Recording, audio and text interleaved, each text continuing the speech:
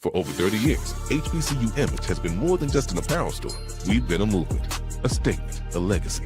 We celebrate the pride, the purpose, and the culture that make historically Black colleges and universities legendary. Whether you're a student or a lifelong supporter, our gear lets you wear your HBCU story with confidence and style. Because when you wear HBCU Image, you're not just wearing clothes. You're wearing culture. You're wearing pride. You're wearing purpose. HBCU Image, a Kenny T's company. From cancer care to accidental injuries to cardiac care, we all know that there are times that you can't control what happens in your life. But with Globe Life Family Heritage, you can be prepared to weather the storm when it comes. Call Dr. Beverly Eagle Rogers at 877-300-8269 or visit the website at globelifefamilyheritage.com. With over 25 years of serving communities, Dr. Beverly Eagles Rogers is here to help you and your family through difficult times. Dr. Beverly takes pride in Globe Life being one of the few companies that returns 100% of premiums to clients that stay healthy. So for more information, call Dr. Beverly Eagle Rogers at 877-300-8269 or visit the website at globelifefamilyheritage.com. Are you hungry for authentic Caribbean food like jerk chicken, oxtail, red snapper, shrimp, tofu, and rasta pasta? Well, find your way over to Mango's Caribbean Restaurant, 180 Auburn Avenue, right next to Royal Peacock in downtown Atlanta. Them belly full, but we hungry. Mango's Caribbean Restaurant, open daily from 11 a.m. to 10 p.m. And on Friday and Saturday, we're open till 4 a.m. Come to Mango's and put some spice in your life. So we've got a good thing going. Mango's Caribbean Restaurant, 180 Auburn Avenue, right next to Royal Peacock in downtown Atlanta. For more info or directions, call 404-698-3992 or log on to mangoscaribbeanrestaurant.com. For instant coupons, text MANGOS to 313131. Tell your mama hungry, papa hungry, brother hungry. Mango's Caribbean Restaurant, authentic Caribbean cuisine. Open up the door, tell your mama hungry. You're looking for the latest information on Southern University sports, the Southwestern Athletic Conference, and HBCU athletics. There's only one place to go. Tune in to the Carlos Brown Show, exclusively on the Black College Sports Network.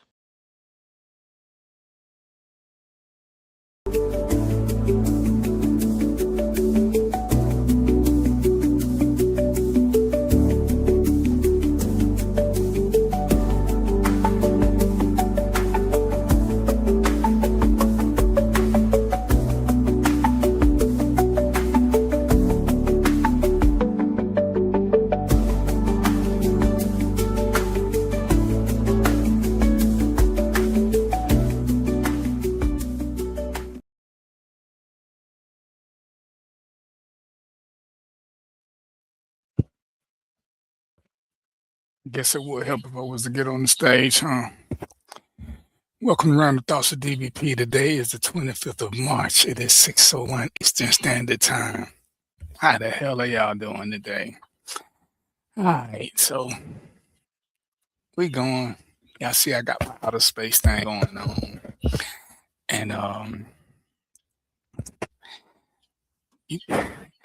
And Mo cracking up already, so I see how this show gonna go. I see how this gonna go. You know, I was just scrolling Facebook before I got on, and I saw a post, and it said, "Name some things that Trump has done better than." Name some things that Trump has done better than. I think it said Obama. And people are saying lots of things. They saying, he's better than this. And I'm like, the post clearly says name some things. Clearly says name. Saying lots is not naming them. It's like, come on, y'all got to be able to do better than this. And, because I knew Mo was going to be here. And, Mo do what Mo do. And I do blame him for being Mo because it is his fault. That, that I behave like this sometimes. So I just want to start off the show. Can you? Oh, I'm sorry. It says, can you name one thing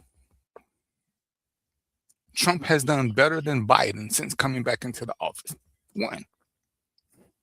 So, because I like to fact check and I like to be correct because I don't want to say I'm sorry or I apologize. So I just, went off the top of my head.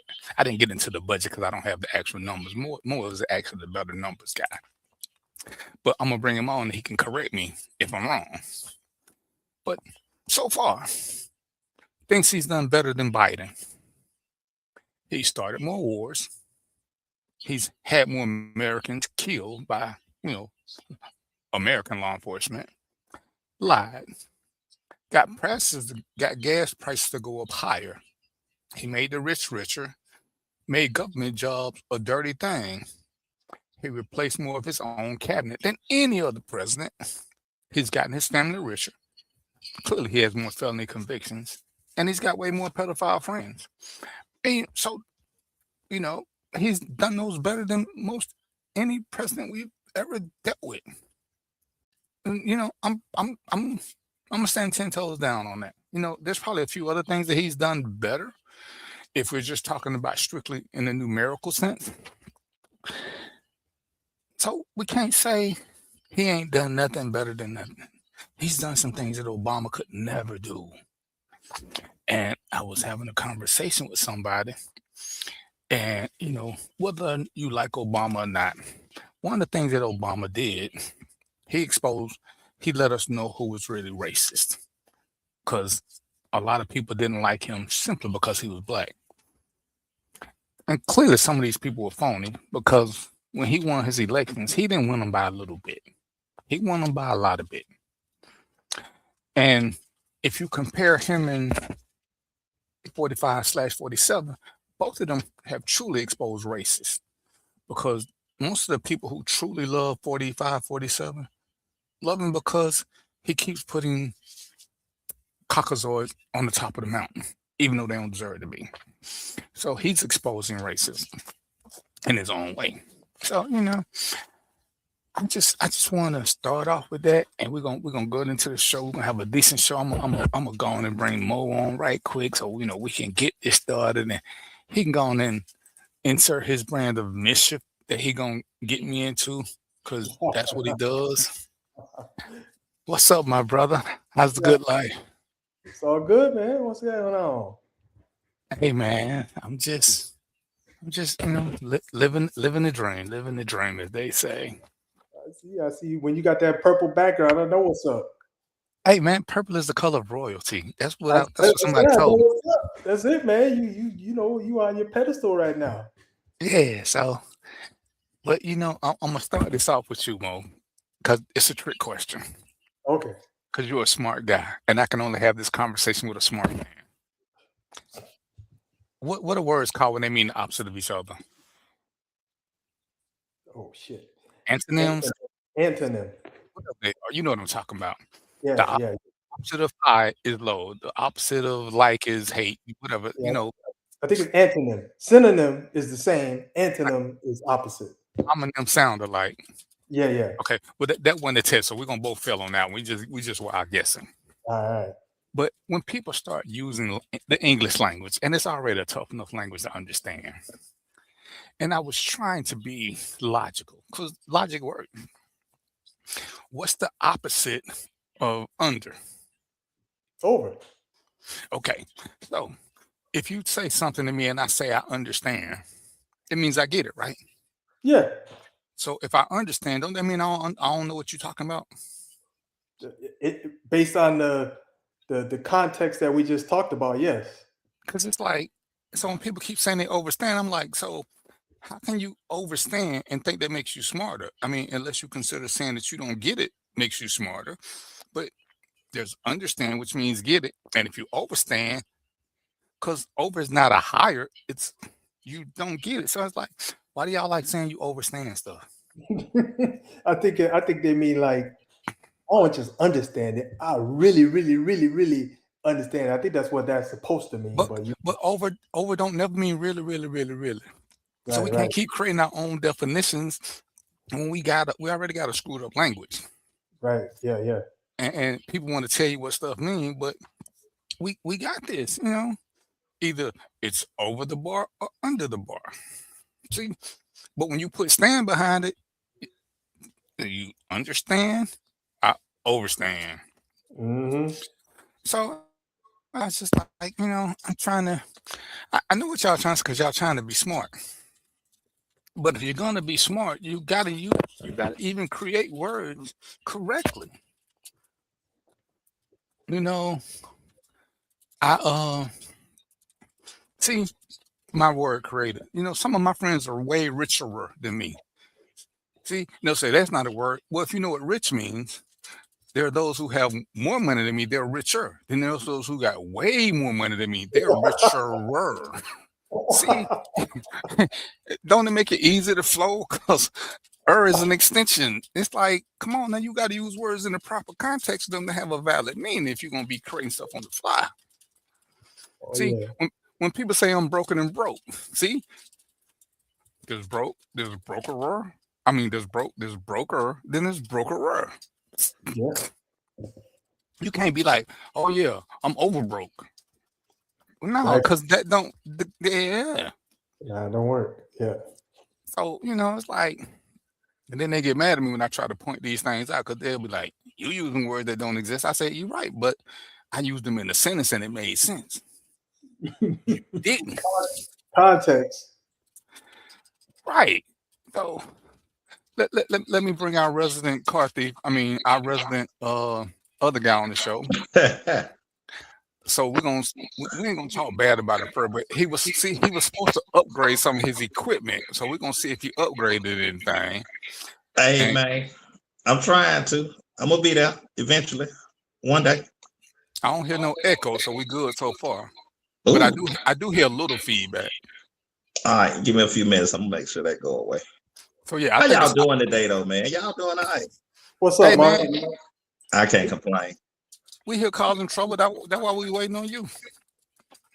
Oh, that's what it is. Let's get it started then. Oh, for sure. Well, we waiting on Sharonda so she can tell us how she getting through the airports, because she the one who flying. She's a fugitive, so she know all about flights and stuff. Thanks. So, okay, here we go.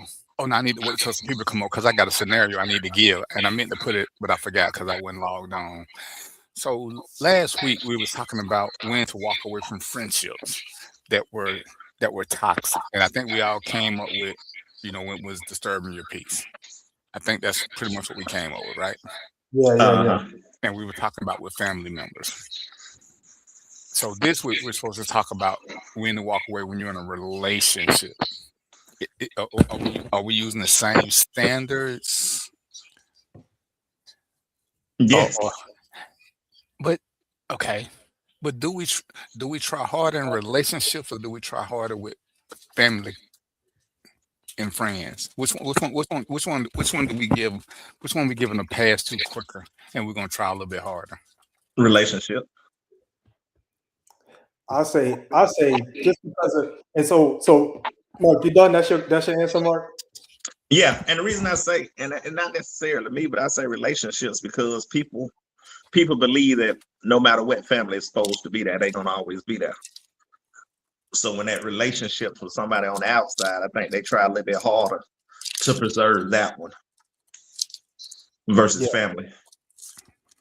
Yeah. So I don't fully disagree with Mark, but the one difference we have is that, so I agree with what he's saying, but the only difference we have is I think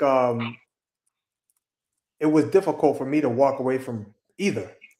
I was a real goofy dude. You know what I mean? So I let people get away with a lot of stuff that I shouldn't have, all for the sake of trying to preserve the relationship, trying to stay there, trying to think, well, let me give you the benefit of the doubt or whatever. So that was my experience. But I mean, if you ask me today, it's a different answer today. That's yesteryear. It was difficult for me to walk away from both, but eventually it happened. Why was it difficult to walk away from non-family relationships, do you think? Oh, because I mean, I don't, this I use this word because I think a lot of people will understand it, but I don't necessarily. I'm not religious or anything, but there's soul ties. We have commonalities together. We have common experiences together. We had good times together. So you built that bond up, and it wasn't that the relationship was necessarily bad. It ended up being bad, but it wasn't necessarily bad. It's just we had differences, irreconcilable. What they call it, irreconcilable differences. And so with that, we just got nasty, and we went our different ways. But it was I should have left a lot earlier than I did, but I stayed in, gave it the benefit of the doubt, like I said, and tried to work things out. But yeah, on both sides is difficult. And I'm gonna say this: I think the reason why that's my answer is because it all came down to me, right? It's the same person making the decision, right? It don't matter if it's somebody I've been with, and this person I'm talking about was long term. We was together like 7 years, so that's that. I think that makes a difference too, right? If I'm with somebody for a couple months, I'm out. But 7 years, and y'all done grew together, and your family is from day one. So, but after a certain point in time, I think it becomes, you start to form a particular bond that it starts to matter. And so, I did that. But I think I stayed way too long. It wasn't for me, but that's what it is, lesson learned. What about you, Mark? Like I say, for me, it's just the relationship. Like I say, on the outside, you really think once they gone forever. But family, you're supposed to always be there. So for family, you like, I get back to them regardless. So we'll keep them around. But that outside relationship, that's the one you go hard to try to keep. Because once they gone, they gone. And I don't believe in soul ties like most said. I don't believe in that portion of it. So I believe once they gone, they gone. So good riddance. But I think that's why people try to hold on to that one, because that goodbye is definitely final. Okay, hold that thought. I believe I'm a mix the two.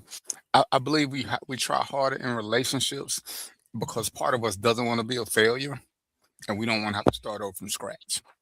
Yeah, it makes sense. Because That's most of the good. time, I think we know we need to let go, but we don't for a bunch of different reasons, and a lot of them are subconscious. You gonna say something? I just wanted to add something to what you're saying, man, because the part that we have on is the fact that with the family, there's a history that you don't have with the relationship. There's a history. I mean, you from childhood up through. I mean, and it's during your formidable years, right? So it's from childhood up through whatever, right? Let's say it's your teen years, right? Just that alone, you got to give that the benefit of the doubt over the relationship because you don't have that in the relationship. That's crazy, man. That's your formidable years. You get experiences. You got life experiences. They took care of you. All that stuff you got to take into account. I would anyway. But I think part of it, we got DVP cut out DVP. to look I at thought it was what mine. is the relationship with your family.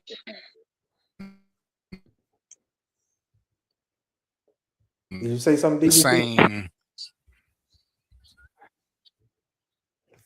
Yeah, your internet is spotty, brother. You might have to say that again. Oh, he froze up, boy. Am I back yet? Not Yeah, you yet. back now. Yeah. Okay.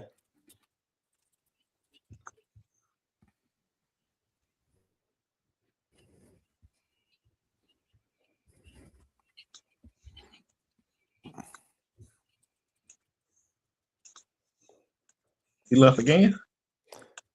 I see him up there. He frozen like a statue of Black Jesus right now. All right, can you hear me now? Yeah, Oh we yeah. hear you now. Yeah. You good. Can you hear me? Oh yeah. Yeah, Can we you hear hear me you. now? Yep. Okay. Uh, yeah, I think a lot of it has to do, a lot of people don't have a good familiar relationship. So I think that has something to do with it too. Um, but when the choice of, I think I froze again. We can hear you. Keep Can you hear talking. me, Mo? Yeah, we can hear Okay. you. All right. So I don't know what's going on. It's one of them days. I'm gonna have to go grab my laptop in a minute and see if I can log on from there. Okay, I see my mouth moving. That's how I can tell if I'm moving. Yeah, but the family relationship means a whole lot because if you don't have that, then what are you basing a lot of things on? And I think sometimes if you don't have a good family relationship, you try even a little harder because you're trying to find ties. Because where I'm gonna disagree with Mark is most times you can break up with people and y'all can sometimes, y'all can still be cool. Y'all just can't be lovers no more. So the goodbye ain't always fine. I guess it just depends on the breakup and the reason why. I can agree Now with that. everybody else is frozen. Okay. No, we still here. Nah, we listening to you. Okay. So maybe it's just mine that's static. So I'm sorry. So when I listen to some people and what they do or why they do it, you know, and I hate to use the daddy thing, but if they didn't have a good male role model, sometimes they in bad relationships because they don't know what a good relationship look like. Some of us don't know some men don't know what a good relationship looks like, so we hang around because we don't know. And it's like when I talk to some other people, kids who grew up in bad relationships where the mother stayed, for the child or, wanted to wait till a certain age. Sometimes the child still thought that was a relationship and that's how they go. So they didn't realize that if things were toxic or bad, that walking out was a realistic option. So what's up, Yolanda? So we stayed around for the wrongest of reasons because I think everybody knows they get a good idea when they're supposed to leave. You just don't act on it then. And it is a little bit hard to leave family because even if you distance yourself from them, technically you're still related to them. So you can't never kill the title. Even though before, I think last week we all agreed we've left some family members behind. Yeah. Right. Yolanda says she can call her ex anytime, and if he needs something, if she needs something, he's there. And I know a lot of people who are like that. One of my exes thought it was odd that I could be friends with my exes, and I was like, "You not?" She's like, "I'm not friends with none of them." And I was like, "That's interesting. You ain't got none of your exes. Y'all had an amicable breakup where just, does it have to be irreconcilable differences? Can't it just be y'all ain't clicking?" I mean, don't we have regular friends that we don't always click with, but they still fall under the friend category? We just don't mess with them all the time. I'm sure, Mark, me and you played with guys who we wouldn't call friends, but when it was time to play football, we was all united. True. That is true. But when the game was over, they can go sit over there. You can go sit over here. Yeah, that's basically how it was. So when we run across toxicity or something that we don't like, what's the deal breaker? Or what is it when you lace your shoes up a little bit tighter and you go 10 toes down, as they love to say now? Is that a question? You want to know? You want to know my answer? Is that a question? What's the deal breaker? Absolutely. Absolutely. For me, the deal breaker was a couple of things. So I stuck in. I just talk about this one relationship. I stuck in with it. The highs and the lows and all of the problems and issues. Because there was good times too. And I stuck in there. I was like, okay, I'm gonna try to make this work. My point where I had to let it go, I should have done it earlier, but this was the wake-up call. When the police came to the house and took me to jail. That was the point, man. I was like, oh, okay.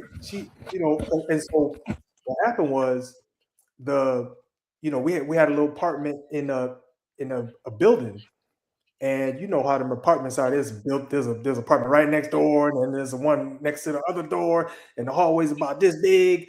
You know, and so it was a tight space. So when there's noise, you know, people can hear it. So she was yelling and arguing one day. I wasn't saying nothing to her. I'm getting ready to leave. She was yelling and arguing, and so the police came. They talked to me. They pull her in a different room. You probably know how this works, DVP. They pull her in a different room. They talked to her. You know, with me in the kitchen, and she was in the bedroom with the door closed. Then they talked to me, and they said, "Well, we got to take one of you," and they took me. They said, "We got to take one of you." They took me, man, and so I stayed the night. I stayed 24 hours in the lockup, and in the morning I saw the judge. I didn't even do nothing, but they had me thinking, man, I'm about to go down because I had this, what they call a public defender. This person was garbage. Public defenders are garbage. I'm just talking about Public pretenders. yeah, man. She was like, she didn't even really care, man. I'm like, listen, make sure you do a good damn case up there, man. I didn't do nothing to this girl. All I did was get ready to go out the house, and then so what? I know one thing that the police did was they waited to see if Marks was gonna show up, see if I hit her or something. I don't hit women, man. I don't do that. But anyway, I stayed the night in lockup, and that was my wake up call. I said, "Oh, okay, yeah, I ain't supposed to be here. I ain't supposed to be going to lockup. Mo don't do lockup. I'm out." So That make all the sense in the world. I'm agree with you on that one. So Mo, when they said somebody got to go to jail, you didn't raise your hand. Hell no, they just took me though. They just took me, man. I didn't. No, hell no, I ain't doing that. I didn't do nothing. Hey, you know that's when you're supposed to man up, be like, yo, don't take her. Just don't. Get the hell out there. No, not me, brother. You special. Damn. DVP trying to act like he ain't going there and take the man every time. Hey, but see, and you know it's crazy because most of the time, you know, one I ain't that big a dude. Most time, the reason it was easier for me, well, most time it's a police call, not a sheriff call. But even when I did restraining orders, because it was already determined who was gonna go, because the way restraining orders work, most of them I didn't get no response. But you know, the whole thing, somebody got to go. See, that was a police construct because nobody has to go. And you know, most of the laws have changed now. But you know, because if there's something you ask one party to leave, say, hey man, you know, and you use the ask the guy because you know we're sexist. Hey, you know, won't you stay somewhere else tonight? You know, give her time to breathe. You know, y'all come back together, whatever. But legally you can't make nobody leave. But what was happening is police didn't want to come back, so they made a command decision. The best way not to come back is to take somebody with me. Mm-hmm. And that's how but that was part of how domestic calls ended up being so violent because the woman would then attack the cop. So now you got I'm fighting her, now she fighting him, and it was just and you know, even state started doing, you know, it got into a whole convoluted thing, but we don't get into that. We'll do Law and Order on another show. But yeah, that's a good example, Mo, to me. And it's crazy. I'm gonna get this one story. I went to one and I was talking to a lady who was a victim, and I think I told you this before. And you know, they asked her, you know, why you what's going on in the relationship? And she said, well, you know, we fight all the time, we done stab each other, yada yada yada. And I'm like, well, damn, that's a lot. But she said we stabbed each other. I'm like, oh, okay. She said, but he got mad and tied me to a railroad track. That's when I got scared. What kind of cocktail shit is that? Yeah, I think I'd have been scared at that point too. But Mark, how do you not get mad if y'all been stabbing each other? Hey, to me, that was too much. Y'all ain't One been just ain't fighting. getting their stab back. Y'all ain't been. Mark, they ain't just been fighting. She said they have both stabbed each other. I stabbed him, he stabbed me, but that didn't bother. I was like, hold on, when was it? Yeah, I stabbed him in the shower one time, but I wasn't. I forgot what she said. And I was like, I'm just listening. I'm like, what? And yeah. So he tied you to a railroad track, and that's when you became. Yeah, I didn't like being tied to a railroad track. I'm thinking so, but being stabbed didn't really bother you like that. She said, no, he didn't stab. She said he didn't stab me deep. Oh, okay. I didn't know that was that was when I overstood. I overstood then, Mo. Hey, DPP is I'm thinking tying somebody to a railroad track is attempted murder, but Only if the train is coming. You don't know when it's coming though. Well, but in Georgia we don't have attempted murder. We got assault. Oh, okay. But I'm thinking technically, if he didn't hit her hard before he tied her, it might not be assault. It might be kidnap. I don't know, because did he tie her up before or after they got to the railroad tracks? Mark, you ever talk to kids and they say shit that sound amazing? You can't ask no questions because you don't want to sound stupid. You just let them talk because anything you say you're gonna make you sound stupid because you like. So I couldn't ask nothing because I'm just listening to the whole abusive thing they've been going through. I mean, and she got scars to prove that she's telling the truth, and I'm just like, wow. And I said, the judge had me listening. He's like, do you want to take out a warrant? She said, oh no, I don't want him locked up. I just want him to leave the house because you don't like being tied to railroad tracks. Which, I mean, I get it, because I wouldn't want to be tied to railroad tracks either. Yeah. But I also don't want to be stabbed in the shower. I mean, I just got to think Mo don't want to be locked up. I don't want to be stabbed. Mark, what's your you don't want to be? You can't take locked up or stabbed. Those two taken. Do it get any worse? Shit. I've been tied to railroad tracks. What's worse than that? Okay, I got one. I don't want to be in the house and somebody run a truck through the side of my bedroom door and I'm pinned in there and the house catch on fire. Oh my goodness. Jesus. What's going on, man? Yeah. We're talking about toxic relationships. We're gonna talk about cows, milks, and relationships. And but I can say this about toxic relationships, and you did point out a good point, DVP. A lot of people up until we're gonna say within the last 5 to 10 years, didn't know that they would or don't recognize that they're in a toxic relationship. That term just more recent term. I realized I was in a toxic relationship with my kid's mom, but while I was in it, didn't seem so bad. But as it got worse, then I started noticing that I just wasn't happy at all. So once I started being miserable every day, it was time to get out. But when I was happy, 30% of the time, I was still good. It's just when I got miserable every day, I was like, oh, this is not for me. Well, for some, the toxicity is the excitement. Yeah. We'll make cavalier statements like, "Oh, it was exciting. We did all kind of crazy things." And crazy is a synonym for toxicity when people don't realize it. That is true.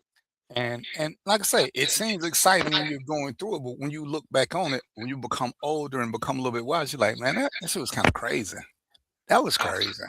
Stupid. But in the moment, it is what it is, and this is what some people thrive for, which don't nobody, as we get older, Mark, you ain't there yet, but like me and Mo, we crave boredom. It's okay to be bored. It's nice and safe. You can sleep. Yeah, I ain't got that yet. Yeah, you can sleep. You can sleep through when it's boring. You don't want to be on high alert all the time. So some of these things we did when we were younger, when we look back on them, would you still do some of this crazy stuff with these same crazy people? It's like, going to jail together, doing this or doing that,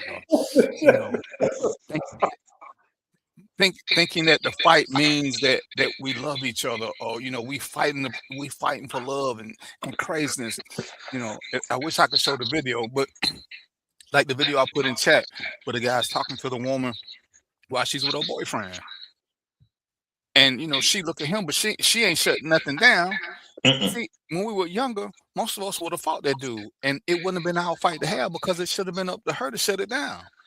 We I can't agree. we can't impose our will on her, but in our 20s, ain't that what most of us would have done? Yeah, he disrespected me. And, Now I gotta fight him. and in truth, he didn't. He just shot his shot because he didn't know who you was. You weren't standing right next to her, and she didn't do nothing. She I got, disrespected us. I got a story like this, like similar to that. So back, DVP when the bounce was open. I'm in the bounce one night and seen a chick I went to school with. Hadn't seen her since we graduated, so we may be 5-6 years out of graduation. She was in the same homeroom, so I was speaking to her. And this nigga gonna say to me, "Yeah, that's my girl. Can't you see she pregnant with my baby?" Nigga, I don't want her. I'm just speaking because we went to school together. Seeing that could have went completely left. And I can only imagine how toxic that relationship could have possibly been because this nigga talking about she pregnant, showing. I'm trying to figure out why she at the bounce. Because she wanted to make sure the baby came. They were gonna be in the cage. But see, and that's a perfect example why I don't understand why guys get mad when somebody buy their girl a drink. Because one, like you, she could have just been a classmate and you speaking and you buying a drink because you remember her or whatever. But if me and my woman ain't sitting there together all hugged up, lovey-dovey, how he supposed to know who she is? I could still be her brother, her cousin, or a coworker. So I don't understand why we get so defensive because somebody buy our girl who, by most accounts, we think she look good. So why do we think somebody else ain't gonna think she look good? Like I said, if we sitting there holding hands and kissing and he send a drink over, then he disrespecting me. But if I go to the bathroom or like I said, we sitting on opposite sides of the table, come on, is that really disrespect if he send a drink? Is it really Not it's disrespectful? disrespectful if he don't send me one too. But why should he send you one? You ain't the cute one. Shit.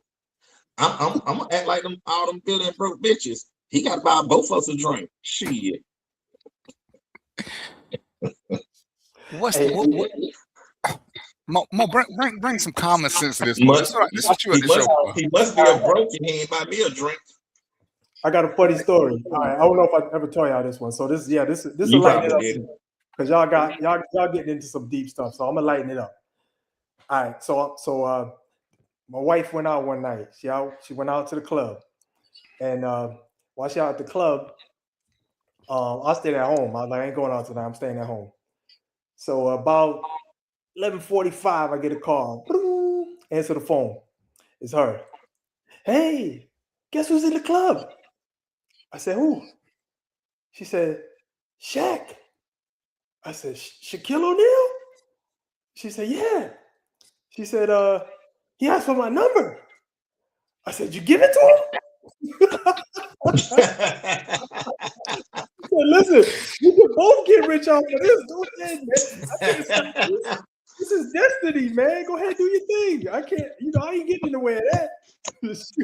She started cracking up.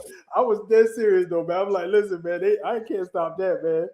I said, I can't even blame you if you took that opportunity and left. And what I'm gonna say, man, that's a whole lifestyle change. It was funny though. We laughed about it. It was a good time. She must really love you, Mo. Hey, that's what I said. I said, listen, I said, look, I wouldn't even been mad at you if you would have said, listen, I got to do this. I wouldn't have been mad. How you gonna get mad at that? That don't make no sense, right? A millionaire. And she even called you and told you. Exactly. Yeah, I can't even get mad at you, man. I'll be like, I told her, I said, listen, if you would have left, I would have asked you if I could have been your side chick. That's about it. You gonna be the side chick, Mo?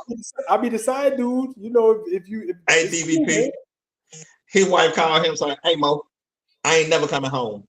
Yeah. Hey, if I'd have said why, she said, "That just picked me up." I'll be like, "Okay, I understand. It's all good." And then I got. But see, I'm with Mo. I agree with him. I'm with you all the way. Ain't nothing you can do with that. I ain't mad. I appreciate the phone call. Go be happy. Hey, is he gonna continue to pay the mortgage? And hey, you know, go be Yeah. great. Go That's be what I great. said. I'll be your side dude. Just bust me off, a little bit. Yeah, some things you really let's see. I can't beat him. I can't out money him because he's richer. Yep. He's way richer than me and my friends. So hey. Ain't nothing you can do. It's a helpless moment. But and she gave Mo the power because she told him. I mean, she could have said, "Hey, Shaq asked for my number. Bye." Yeah. Oh, yeah. She told me the whole situation, how it worked. The lady came over to her and said, "Mr. O'Neal wants you to have here's Mr. O'Neal's number. He said, call him. He said, get in touch with him. He gonna be out front waiting for you and all that." She told me the whole thing. I was cracking up, man. I was serious. I was like, you didn't go, man? Because I don't know, man. If it would have been like, one of them superstar ladies, I might have had to consider it. Hey, Mo. If I ever did or said anything that offended you, I apologize. Because if your wife stayed in that situation and didn't leave you for Shaq, you got to be a killer.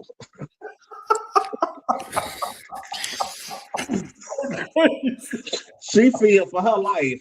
Mo gonna tie up to the railroad tracks. Man, she could have listened. They would have been in Boca Raton by the time I got my knife and gun. She would have been in Boca Raton on the beach relaxing, man. Come on, man. But yeah, but we have to. Sometimes you have to respect the game. Like what he say. Your chick chose me. Yeah. But this the crazy part. When you talk to women, as we drift off, when you talk to women, most women aren't with the guy who made the most money.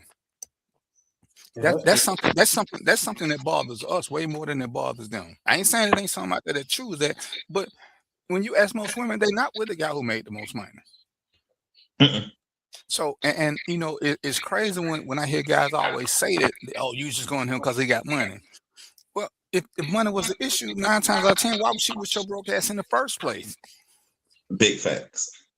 Because we know we got friends who got good looking women and they pure hobos, but she with you, bro. So you might need to treat her a little bit better because she providing everything. Yeah. And when they're not stepping up, that's why they feel threatened by a man with money because he can make her life a whole lot easier than we can. And it's like, oh, because my thing is, if you truly believe that your girl gonna leave you for a drink, ain't that your fault for picking her? That is true. That is a bad choice. And it's like, he did this, he did that. Bro, first of all, it's a drink. If you really believe your girl gonna leave you for, let's say it's a Top Joe drink and it's $15, you really believe she gonna leave you because somebody bought her a drink? Well, what these simps say. These simps say, you just open the door for him to come on in and step in and take your old lady. And again, a drink, not a car, not a house payment, a drink. If you think your girl will leave you for a drink, and when I did this thing, the fellas got mad at me. I said, dude, you're several levels of stupid. You're several levels of stupid. If your girl is that easy, why'd you even pick her? So for a drink, she gonna throw her legs in the air and give him the best night of his life for a drink? Is that how much you think of your? Is that how much you think of your girl? Which means that's a reflection on you. Yeah, that's crazy. I agree, Yolanda. Yeah, I ain't right. Share the tip.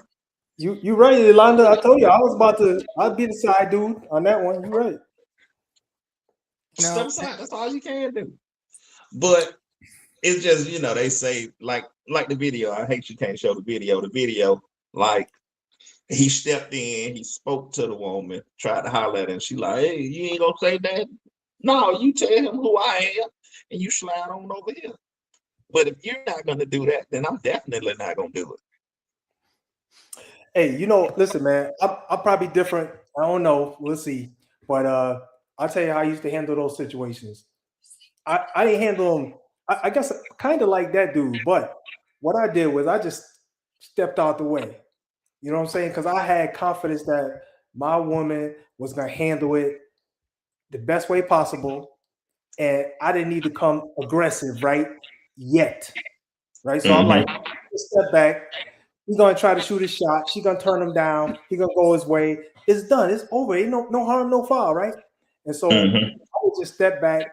But then, if it got out of hand, then okay, then I have to come up and just kind of grab her hand and be like, "Come on, let's go." But that's kind of how I would handle it. I didn't see the need to be aggressive and overpowering and be like, "Yo, why you coming to my girl?" Well, because she's standing there alone and she fly and it's a club. That's why he came up to her. I don't need to ask that dumb question. You know what I mean? So I was like, I'll let this play out, and that's it. But if it gets to a point of disrespect, then I gotta step it. Because dudes, because you think of it this way, right? I ain't gonna be there all the time. So what? Right. I'm just gonna pop up. Hey, why you talking to my girl? I'm just gonna pop up. Yeah, so I'm just like, look, this is a situation that's gonna happen whether I'm there or not. I'm laughing at Felipe, that joker. That pay him no attention. That shit is funny. But hey, Felipe, if she leave me for a Sprite, and I know Felipe talking trash about the boyfriend, but at the end of he talking about me. So he knows something about you, huh? I'm a Sexy Red fan. It ain't no secret. But yeah, I'm with, like you say, she shouldn't be leaving you for a drink. You done definitely chose the wrong person. Even 2 drinks. But I guess they know their old lady. They know how they got it. They got off for 2 drinks. Well, if you're that insecure, man, you just need to stay home. You can't go nowhere. Just stay home. Let's see here. Yeah. Okay, hold on. Let me see if I can share this video. We sure hope so. Hey, Varshay, how you doing today?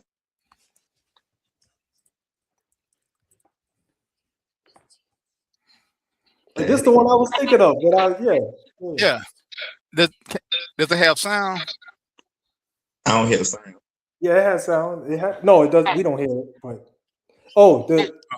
check that. All right, let me see if I can go back. Yeah, we can't hear it. How do I, man? When it ends, I'm gonna play it. I'm gonna play it over. Okay.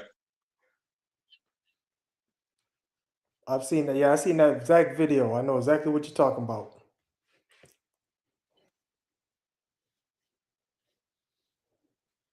Ain't no sound. Yeah, just so you know. they are wrapped too tight. But if she out there every day, and the 1 drink turned into 2 drinks, and every week she getting drink after drink after drink, yeah, that Pandora's box can be opened.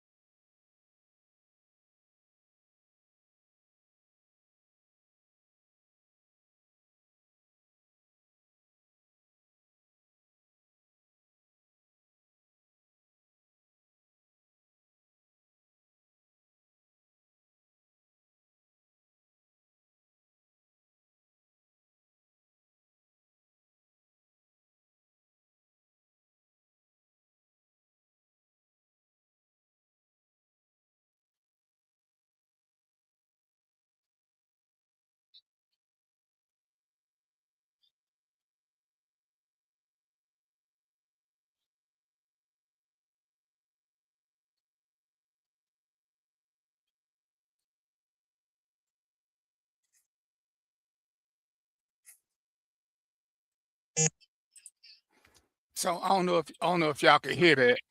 Nah, we couldn't hear it, but we could see it. I mean, like I was reading it pretty fast. Okay, yeah, and the caption was there, but yeah, she in the store. Buddy walk up to her, he grab her hand the first time, and she look at him. Then she grabbed it again. He asked for the number, and she look at Buddy like, you ain't gonna say nothing. But she ain't never said nothing. And it's like,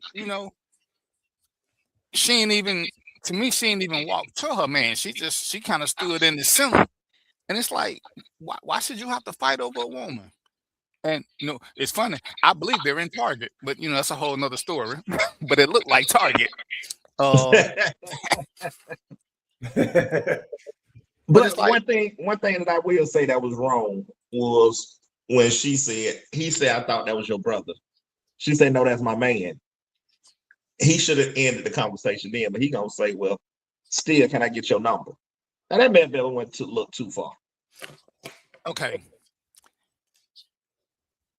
He asked. So I'm gonna take it off of him, because if I'm just looking, they ain't doing nothing together. They just in the store together. He could be anybody. They might not even be together. But why is it his decision? Because that's one of the things. If he wasn't there, what would she do? So you can't check her and fight, because you're gonna fight and go to jail. So when you hit him and go to jail, then he's free to be with her anyway for the rest of the night. Yeah, that is true. So DVP, I know you see these kind of things just because of the occupation you've done, but the one thing I did notice about this whole video is body language and position. How is it that girl is halfway in between her man and this dude instead of being right next to her dude? See, that's ridiculous. That's absolutely ridiculous. You're supposed to be with your man, lady. What you doing? It's so for clickbait. That's part of it. Yeah, of course. I know it is, but I'm just pointing out the obvious. That right there, that's doesn't make sense right there. But Varshay, you retarded. Sometimes you might need another one. But why should he say? But for him to say that for her, to me, it almost speaks insecure on his part, because she should have did all that. Yeah, I agree, Varshay. She should have said that. At some point, not always the woman's fault, but she has to reject him. I can't reject him, because all he gonna do is catch him on aisle 7, and they gonna still do what they gonna do. It's up to her to shut that down. Man, when the man don't do it, it's the same thing. He don't know who to go to. He went to her, and she looking for something else. Come on now, when a man come up to you, it's like when I tell women, when a man walk up to you and he said, "Can I holler at you?" and you say, "I'm married," well, technically you never said no. You gave him his excuse, because no, if you don't want to do it, no is the right answer. Nothing else matters. I know. But so why can't you just say no? Why do you need to offer an excuse? So what's the man supposed to do? Because the man can sit there and say she good, but what if she ain't good? And rejections can be dangerous, but how dangerous can they be when you with your dude? Yeah, he's standing right there now. I don't think it's gonna get dangerous. And so at that point is when he should step in. Now it's gone too far. She tried to shut it down by saying, "No, thank you, I'm good." And if he goes to the next level, then the man steps in. But if she never shuts it down, it's on them. Keep pushing. Right, and I'm gonna agree that rejections can be dangerous. And I tell women, be careful all the time. Even if you got to give the brother the other number or the number when he called, let him talk to you. But in this situation, the man could have easily said she good. But Varshay, why couldn't she say she good? Why couldn't she say I'm good? Why couldn't she say, well, I'm with my boyfriend? Hell, if we want to be good, why can't she say, ask him and see what he say? Yeah, if he say he don't want me no more, if he say he don't see, if Shaq would have went to Mo and said, "Hey Mo, can I holler at your wife?" Mo would have been like, "Do your thing." Yeah, I was kidding. Hey, DVP. Hey, listen. I'm not even listen. I was about to tell you a story. So look, that actually happened, man. And so I wasn't wound too tightly during this time, but what happened was, dude came up. We in the gym. We all in the gym. My woman got on this tight, them tight spandex, everything popping, looking good, right? And so this dude that I run ball with, he came to me and said, "Hey, man, your woman looking good." I said, "Go ahead, man. Go shoot your shot. See how I work out." Right? And so the whole thing, man, this was the thing, at that time, I was in real good shape. I wasn't worried about too much. And so if he would have went over, shot his shot, got rejected, respectfully went away, it wouldn't have been no problem. But if he would got out of line, Right. I was already planning on having a big problem, man. So all I'm saying is, yeah, everybody act like that lady need protection. Them women are just as fierce as all dudes. They know how to reject you when it's the right time. I've been rejected hard, man. You know what I'm saying? So you don't gotta always do that, especially if you got a woman that is confident and knows how and confident that you're there. You're gonna just say what does she gotta say. That's it. I'm with my man, or whatever. No, I'm not interested. No, thank you. No, thank you. That's true. Hey, because the thing is, what is she gonna do when you're not there? Yeah. What up, Sean? But yeah, now you gotta think about what she gonna do when you're not around.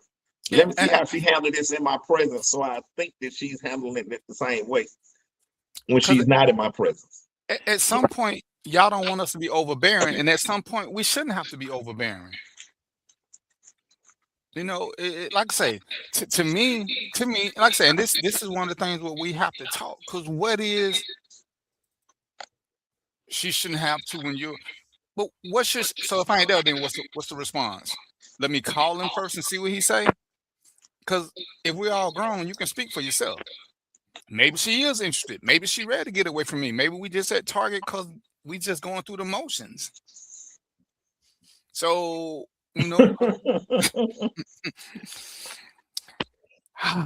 Varshay. Yeah. But that's one of them things everybody need to know. That's why I say when we sit back and we talk about the drink, I'm not finna get upset about nobody buying a drink. To me, it just ain't there. If I'm with my woman and I go to the bathroom and the guy he's sitting at the table, I'm gonna watch her body language. If it look like she's trying to get rid of him and he won't go, then I'm gonna step in.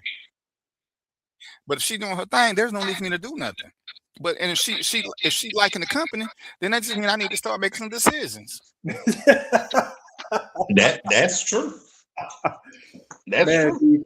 That's the same way I am, man. Because I told you, man, I came back from the bathroom and my wife was she wasn't my wife at the time. My girlfriend was on the dance floor dancing, and I'm thinking, she's looking at me, and I'm like, have fun, have a dance, just dance. But it's all good.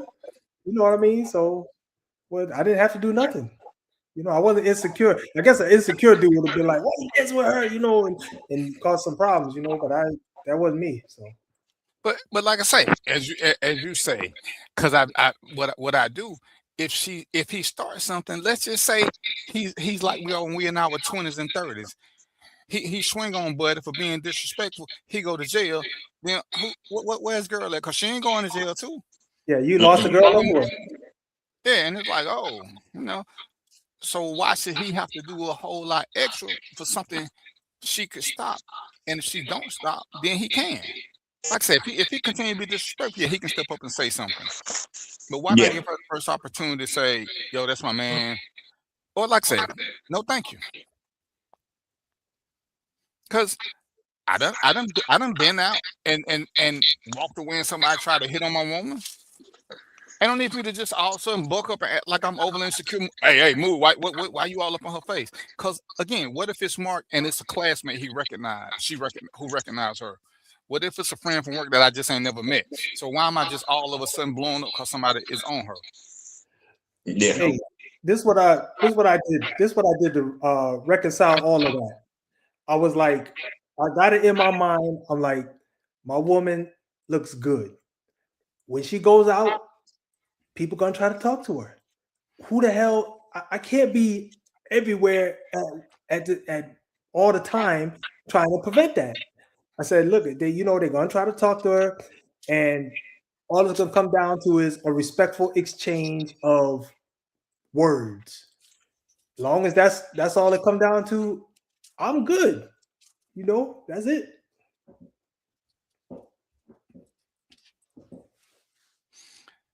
Right, but so if don't nobody else want her, because what happened when she out of my sight? She gonna go to work. She gonna go wherever. Like most, I'm not gonna go everywhere with her. So how many times do I have to keep defending this if she ain't gonna never defend it? Because if she don't want to be with you, then it ain't even your job to stand up. I got something. Hold on. You want to get back? Well, yeah, it's just I get it, Varshay. But what type of look did he give him? Did he give him one of them dirty looks? Did he give him a smug look? Did he give him one of them disrespectful looks? Or he just gave him a head nod like, yeah, this me. Because, but he apologized and walked away because it may have been more of you and your body language of like, nah, she with him. But So how you how do you know that y'all were together? Because he just looked at it? Yeah, that's what I was going to get at, because I've seen this happen and it worked out just well. All the lady had to say was, well, I'm here with my man. That should be the end of it. It don't got to be no more. That's it. I'm here with my man. Now, if you still approaching after that, it's going to be a problem. It's going to be one. And this is where people have to match up. Because you're saying she's not the one, so I don't know what reference you're putting it in. Some women are shy, some with this. Some women do require an overly aggressive man, and that's fine. Everybody got to know what they're getting. Because I wouldn't do it, and I can be aggressive, but not in that.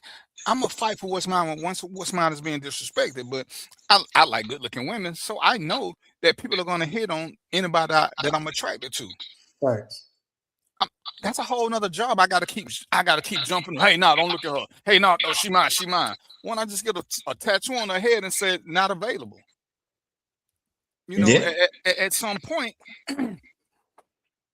because my woman ain't gotta walk up in front of no woman who look at me and smile like, don't be looking at him, he my man. Ain't that what you say? You saying be aggressive and extreme. The man did what he was supposed to do. He didn't raise his voice. He showed restraint. He showed maturity. And he said, that's up to you to make that call who you want to be with. Because who makes a call who want to be with? Other than that, then we wrong.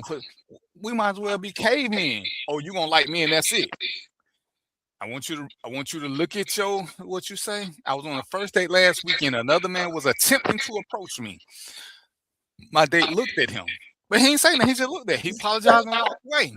But how close are you to your date? And again, now she's standing right there. And with Mark's comment, he saw a friend. He saw an old classmate in the club and bought her a drink or whatever. I forgot what he did. But I just spoke.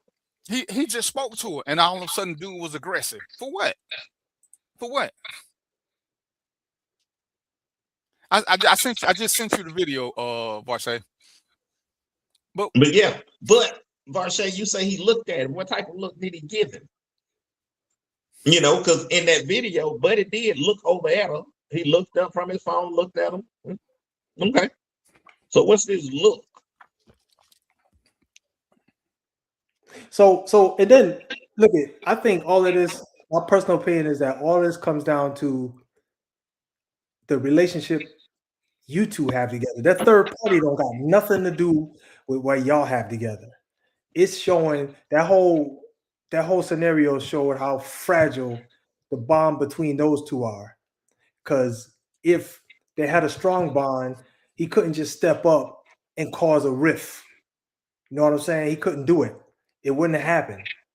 Because your woman know who you are, you know who she is, and that's it. Like, I know my lady, she ain't falling for it. You can come up to her with the keys to the look. Shaq couldn't even get none. You know what I'm saying? I ain't insecure. I don't want it. It don't matter to me. Well, I can get that look at this age. If I'd have got that look at my 20s, it was gonna be ugly. It was gonna be ugly. Yeah. Oh, how was it being passive though, Varshay? If he claimed you got to claim him back. If you don't claim him back, then there's no passive. If you claim him, there's nothing to when two people claim. When Mo gave his example, guess what? She called him. She didn't say you need to get up here because. And I'm sure Shaq wasn't the only one who thought she was good looking. So he can't let her go out by himself. So You know, any man who's been on a date with a good looking woman knows that a lot of times y'all ain't reading the room. But we see who looking at y'all. We're not gonna approach every guy who looking at y'all. Not a chance. But Lord knows we see who looking. We see who looking too long. What are we supposed to do? Mean mug everybody? Then that mean we ain't taking the time to enjoy our date. We sitting there being part-time security. Why? Yeah.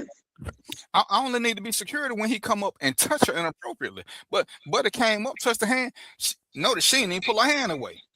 She was just like looking. She saw what her dude was. Yeah. So why should he be aggressive to something that she didn't even get offended by? So Varshay, can that dude teach me to look? I want to practice it next week. But check this out. The look only gonna work if he look at you. If he started paying her attention, he ain't gonna see you giving the look. No way. Damn. Right. Where we at? We 7 o'clock. Let me. You know, I was invited to a thing, and it's always interesting to hear men and women talk about relationships. It's always interesting to hear what women say they won't do until they get married. They ain't gonna do this. They ain't gonna do this. But they got expectation of guys. And you know, I just listened to it, how comical it is. And these be the same women who want to get married, and it's like, hey, you know, when you're dating, you got to know who you're dating. I'm sure that we've dated. We knew that some people had long-term potential, some people had short-term potential, some were layaway, some was just sex partners, some was whatever. But when you want this guy to do everything, and he got to keep earning stuff, but you ain't doing nothing. So if he's gonna be intentional and he knows that he wants to be married, and he gonna do stuff for his wife, but you ain't gonna do nothing except for your husband, then why should he do stuff for you that is he should save some things for the wife and his family? And a lady said, you know, she repeated the dumb statement, you know, if a man can get the milk for free, he ain't gonna buy the cow. I was like, I'm gonna tell you how crazy a statement it is. Because he may not buy the cow, but if he getting milk from this cow, he's already bought the cow and he feeding the cow. So I'm not understanding how that works. He feeding this DVP, cow. that's a mental illness. It's psychotic. It's a So mental illness. when women say, "Oh, I'm not doing this until I'm married," so if the man said he ain't doing this until I'm only spending money on women related to me. So we gonna keep doing that shit because you got your set of rules, and I'm not supposed to have none. And it doesn't make sense, because when we dating, there's a point where we looking at what will the future look like, and all we hearing is no, no, no, no, no. And it's like women say, "Oh, man, gotta do this for me," and a man, and ain't nothing wrong with that. Ain't nothing wrong with that. But please believe, if there's no reward system in it for both parties, it ain't gonna work for neither party. Because even when people do stuff and they claim it's just out the goodness of their heart, and Lord knows I know some good brothers and some good sisters, and they may be doing that the goodness of their heart, but don't say thank you and see how much goodness they got. Because they can be like, that mother didn't even say thank you. Because they wanted something. They wanted acknowledgement that they did something good for you, and you didn't give that. So there are very few people who do things and don't want nothing in return. They may not want something tangible, but Mo, your friend asked you to borrow some money, you lend them some money, and they just kidding and keep going. They don't say appreciate it or nothing. You remember that, don't you? You remember that they ain't say appreciate it or thank you, or, you know, like Mark, when you go help somebody, you go help your boy change a tire, and then y'all get finished, and he be like, "All right, holler at you tomorrow." Hold on, nigga, you ain't gonna say appreciate it, you know, something, offer me a drink or nothing. And you didn't, you know, you was gonna do it anyway. You weren't gonna charge, but then they can't even acknowledge the fact that you did something. Because we all want something. We all want some type of reward, whether it be verbal or whatever. Yeah, There's I agree. something. There is a requirement for every good deed done. There is a requirement. Varsity, I'm willing to bet they are not virgins. There's some used coochie out here thinking that you're going followed by their expectations, and you do all these husband duties, and they ain't gonna do wifely duties until they get married. And you see that stupid shit on social media all the time. I ain't doing wifely duties as a girlfriend. But being a girlfriend and dating it's an interview. It's an interview to becoming a wife. I don't think they look at it that way.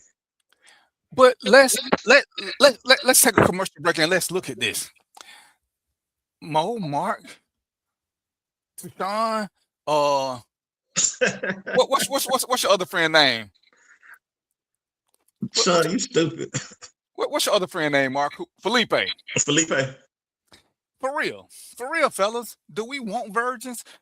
Most men want an experienced woman. So most grown men ain't got no use for no virgins. None. It's cute in your 20s. You want to go through all that? You want somebody who can do tricks with you. Yeah.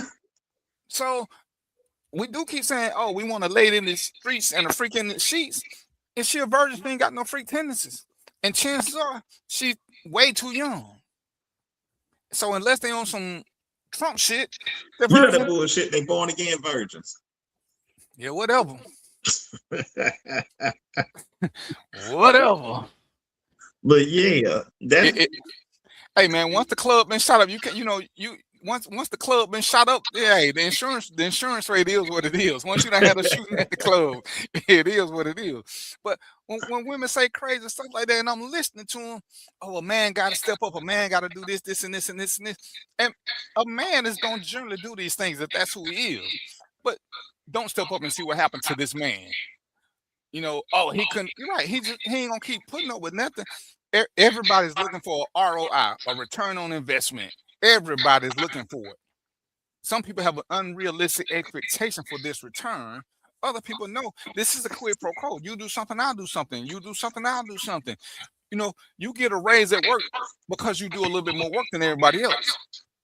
So your employer appreciates it. They compensate you for it.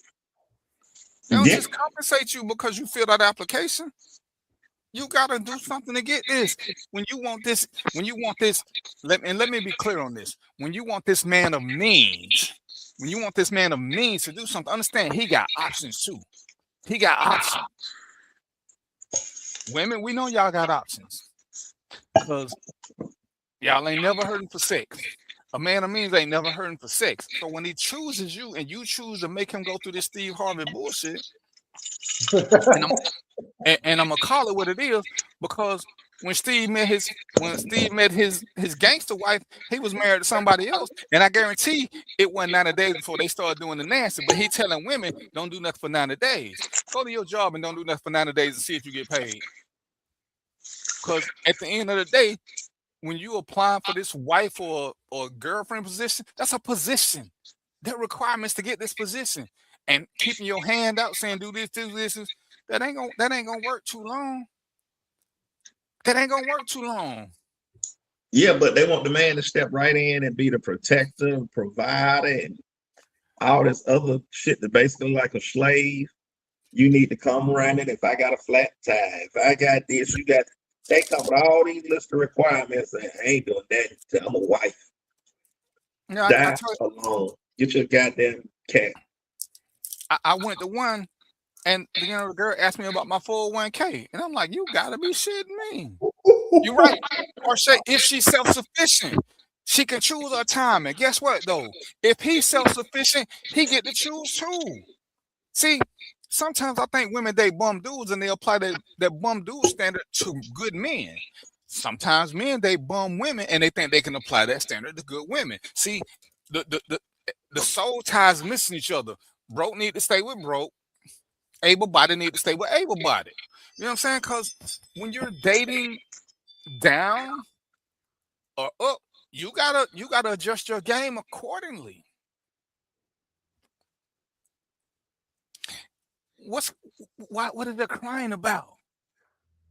Doing what things? What things are they doing, Varshay? Just because? You mean like probably buying a drink, changing the tire, something like that. So if the man is self-sufficient, don't he get options too, right? So how is a comparison odd? We're talking about two self-sufficient people, two people who are wanted If by they're technically prey, even though they're the predator. Because when a man has options, he get to choose. He's got a line of people trying to get to him. The woman has the same. The woman has the same thing. It's I look at this a lot, and one thing that I realize is that a lot of people, I ain't even gonna say male or female, but it's across the board. A lot of people believe that their value is associated with how much you can get somebody else to do for you. That's what they base their own value on. How much you can get somebody else to do something for you. And that's absolutely ridiculous. That has nothing to do with it. Because you know what? Because I might value you at this moment because I want something. So I'm gonna do it. Yeah, I'm gonna do it because I value at this moment, but it's not gonna be consistent. It's not gonna be all the time. I'm not gonna be that stand up for you. So your value has to be, you have to look at value in a different way. Can't look at it that way, you know. Sean, you stupid. But based on what we say, that's true. That's what you got to do. But if both people are self-sufficient, then it ain't too much you finna come together and do. I think a lot of women think that meeting this self-sufficient man means he's supposed to come in and mysteriously pay all her bills and all her upkeep and all that old stupid shit. And he just wait 90 days to get some used pussy. Tragic. So look, I'm not saying this is the ideal couple, but if Stedman and Oprah can be together as a relationship, they got all the damn money in the world, so they don't need nothing. They don't even need nobody else. But if they can come together as a couple, then there's a piece of their relationship that has nothing to do with monetary issues. It has nothing to do with those little intrinsic value things. It has to do with they like to be around each other. They make each other feel good. Those types of things. So that's the stuff that you got to look at.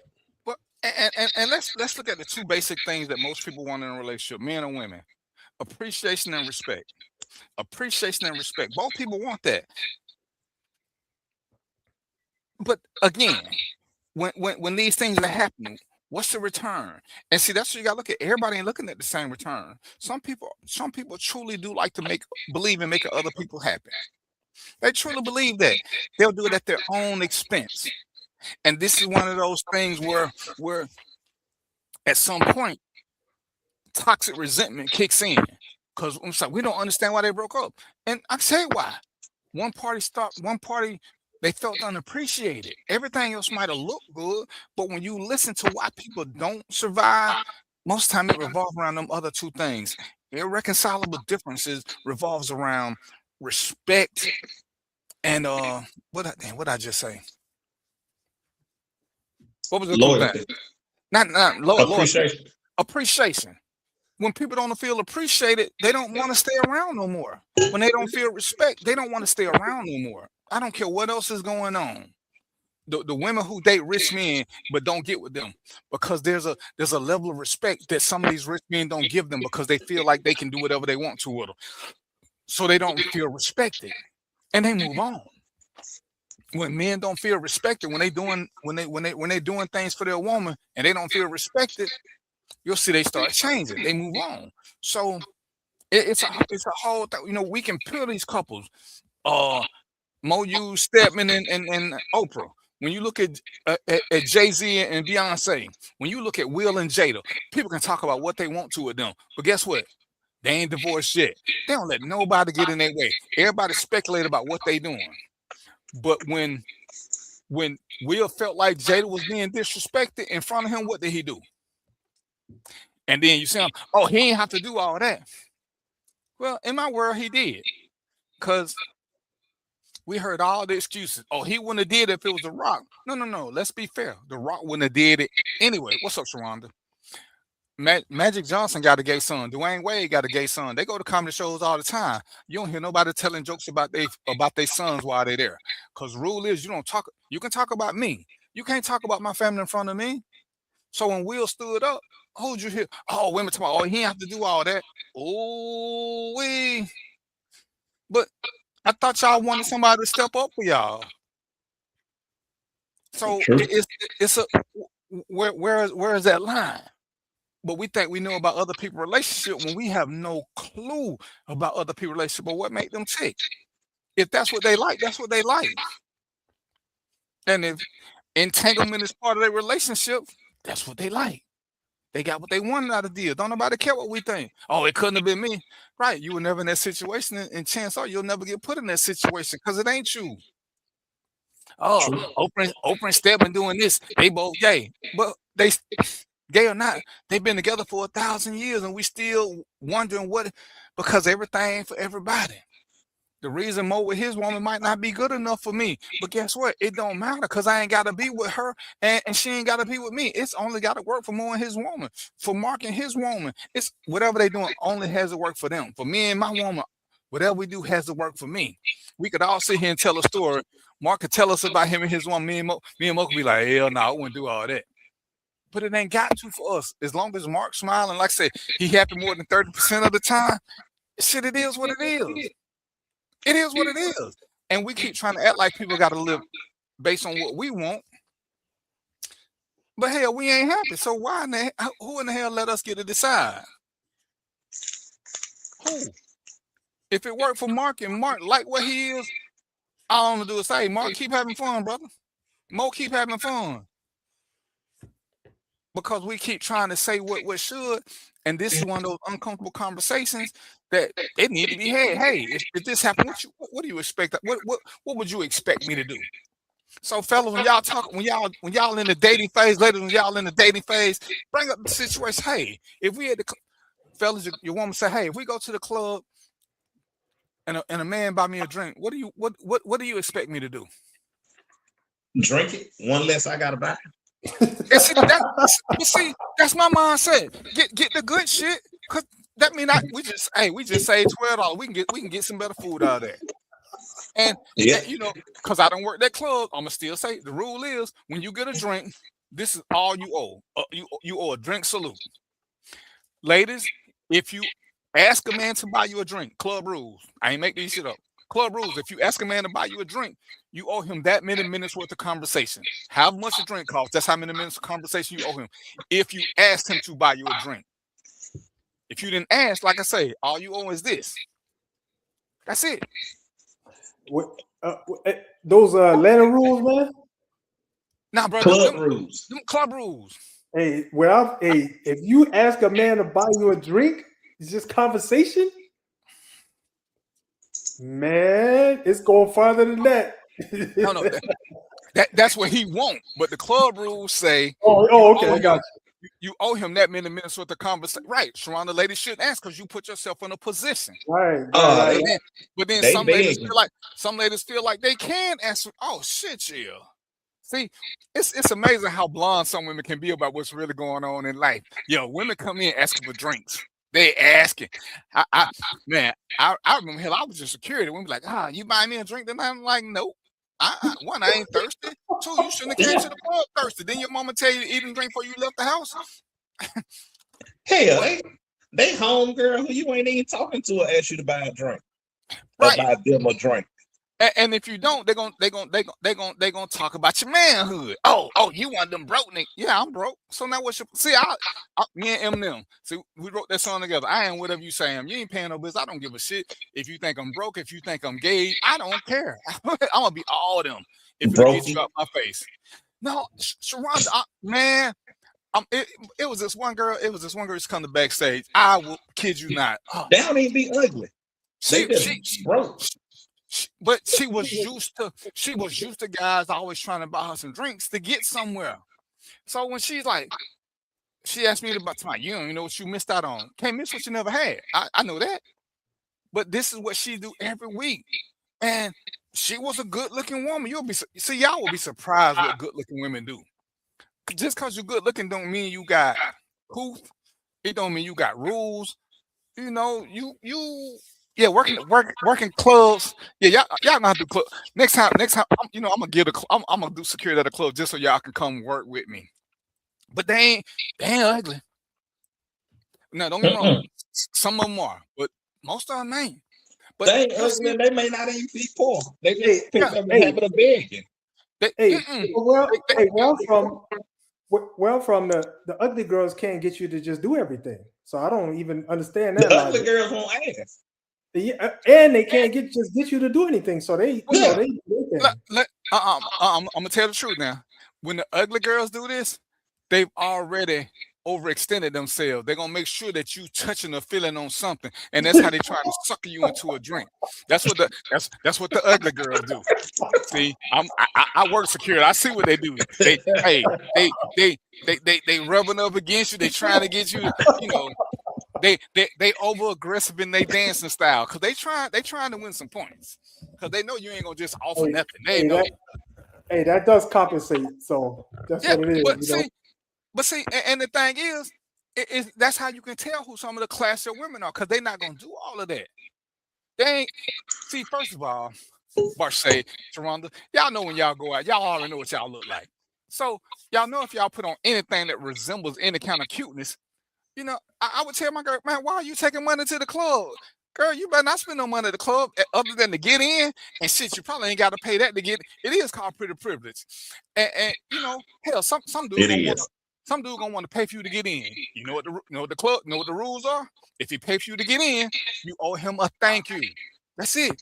You don't even owe him a dance. You just unless you ask him. Now, if you ask him to pay for you to get in the club, the rules just a little bit different. Cause now you got to sit at the table with him. You owe him time and a dance if you ask him to pay for you to get in. So get the drink, not the entry. They be cute in the face, Shaw.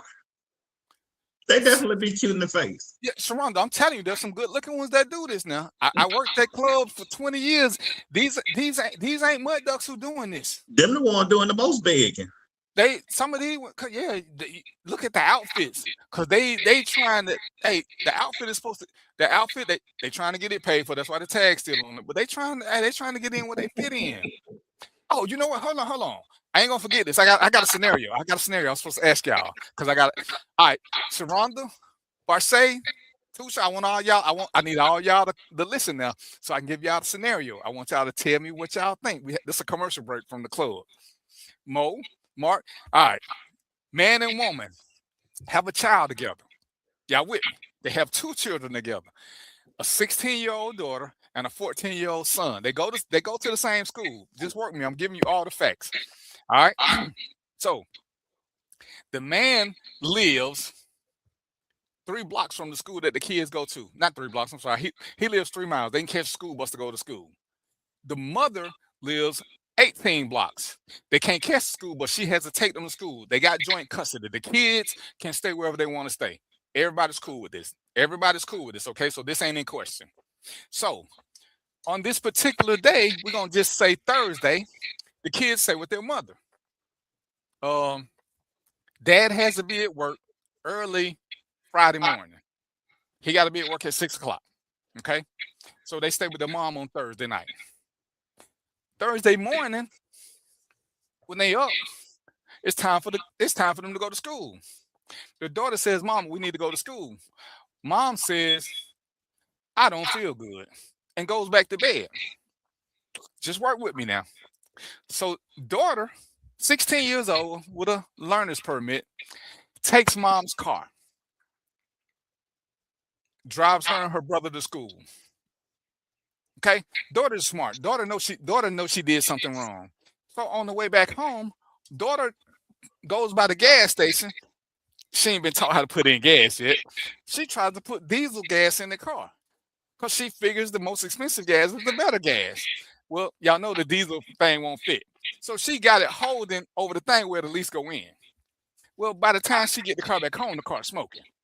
I'm sorry, by the time she gets back to her mother's house, the car is smoking. Y'all with me so far? Mm-hmm. The car is smoking because of this diesel fuel. So come to find out, in the conversation, it costs $1,200 to get the engine fixed, to get this diesel fuel out and replace the damage. Wow. All right. So I just gave y'all all the pertinent facts. Y'all can ask me some questions. But it costs $1,200 to replace. Who paying the $1,200 and what we doing to the daughter? Mama. Nothing. That why? Okay, the mom. Why we ain't doing that to the daughter? Because clearly, if you told her if she went to school and we ain't mad because she went to school and we ain't teach her how to put gas in the car, hey, she did her best. This is just gonna be a learning situation. We're just gonna have to talk to her about what she did and putting the wrong gas in there. But it's just a learning. It's a learning experience at that point for me. And the mama got to pay She the tried. $1,200. Mama got to pay that money though. Mo, Yeah, I say nothing happens to the daughter and they got to split it. They both at fault for that situation because somebody didn't teach somebody something, or they put that girl in fear that if she doesn't get to school, something bad gonna happen to her. Otherwise, she wouldn't have probably went to that extent to go. So my situation is they got to split it. okay, so Sharonda, for those of y'all that's answering now, I need for y'all to give me a little bit more detailed answer. Who paying for the car? It's $1,200, or how is the split gonna be? And what are we doing to the daughter? So how we splitting this $1,200? Who are we blaming anybody for what happened? And I'm gonna tell y'all what was going on. And okay, this is my take why y'all doing this. One, I'm pissed at the mama. Because the mother, if she wasn't gonna drive, she should have got the kids an Uber. There's no getting, for me, there's no getting around that. We shouldn't be making 16-year-olds make adult decisions. I'm mad at the daughter because she still stole the car. Her logic for not calling, and I'm gonna be the dad in this situation. Her logic for not calling me is because she knew I was at work and I ain't supposed to have my phone on me. So calling me, I get why she didn't call me. I don't like it because she still should have, but I get why she didn't call me. The mama didn't even know the car was stolen until the girl came back home.